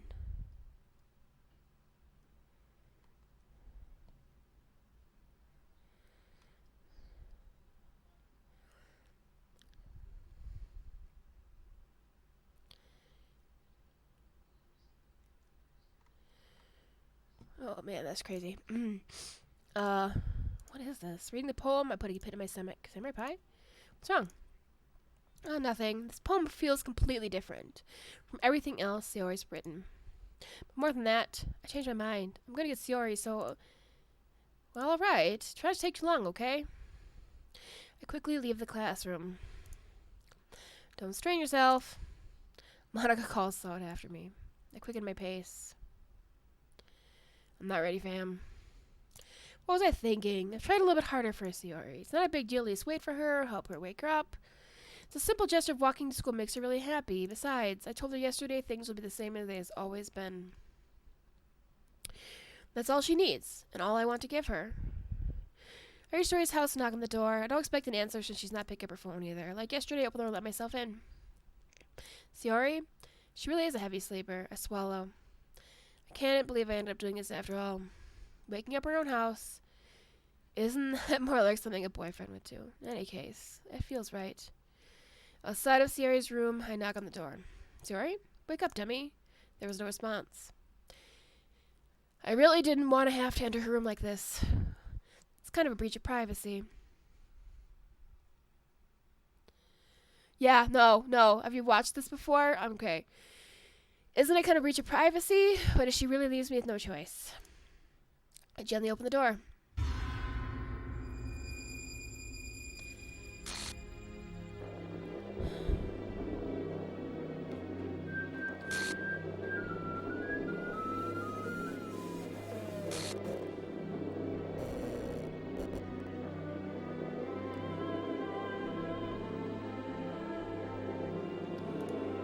What the hell?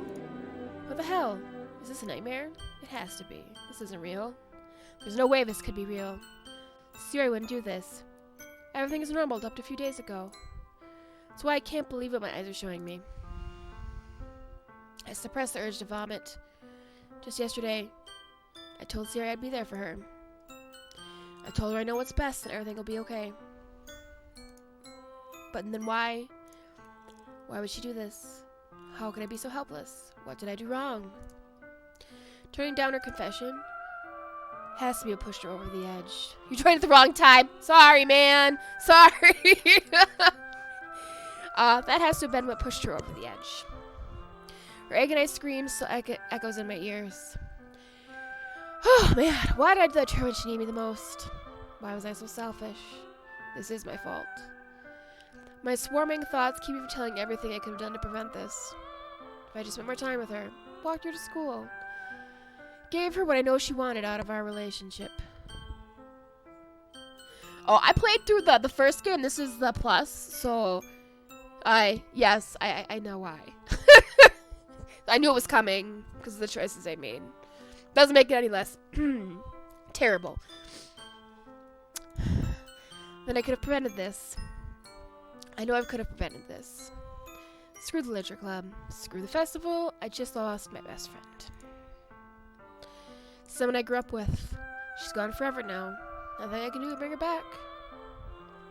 This isn't some game where I can reset and try something different, but it is.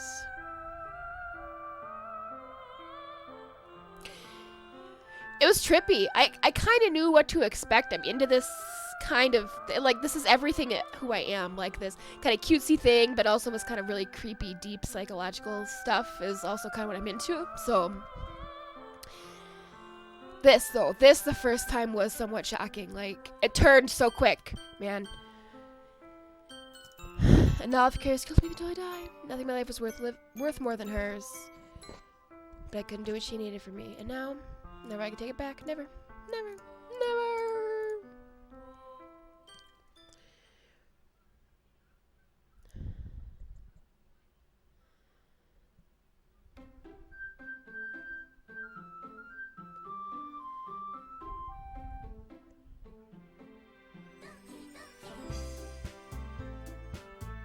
Yep, and here's where things start to get weird.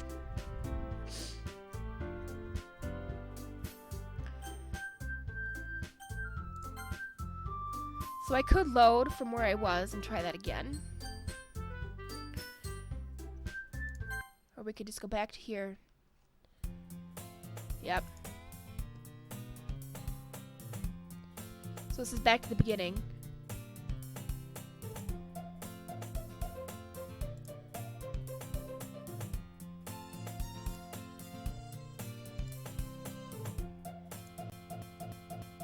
Yep.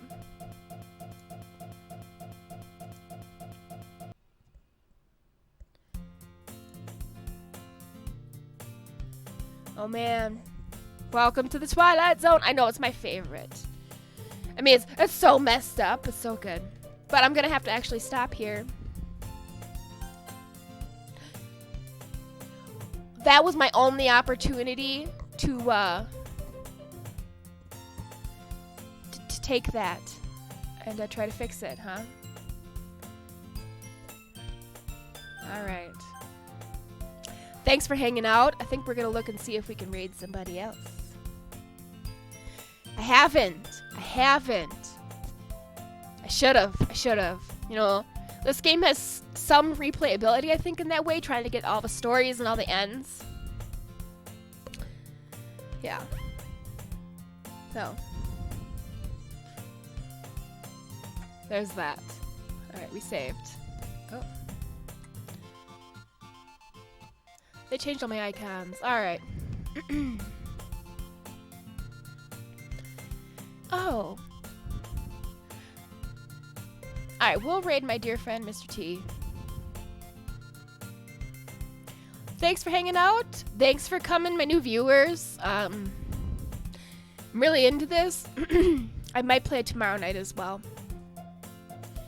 Kind of work through this part of the story next. Yeah. I got nothing else there. And on Friday, Carthen Plays and I are going to either play some Diablo 2 Resurrected or we're going to play 7 Days to Die. I haven't decided yet. We'll see what I feel like. Maybe kill some zombies. I'm kind of into that lately too. Alright, so let's go raid Mr. T. He's a good friend of mine. He's one of my mods. Thanks for hanging out, and I'll see you guys tomorrow.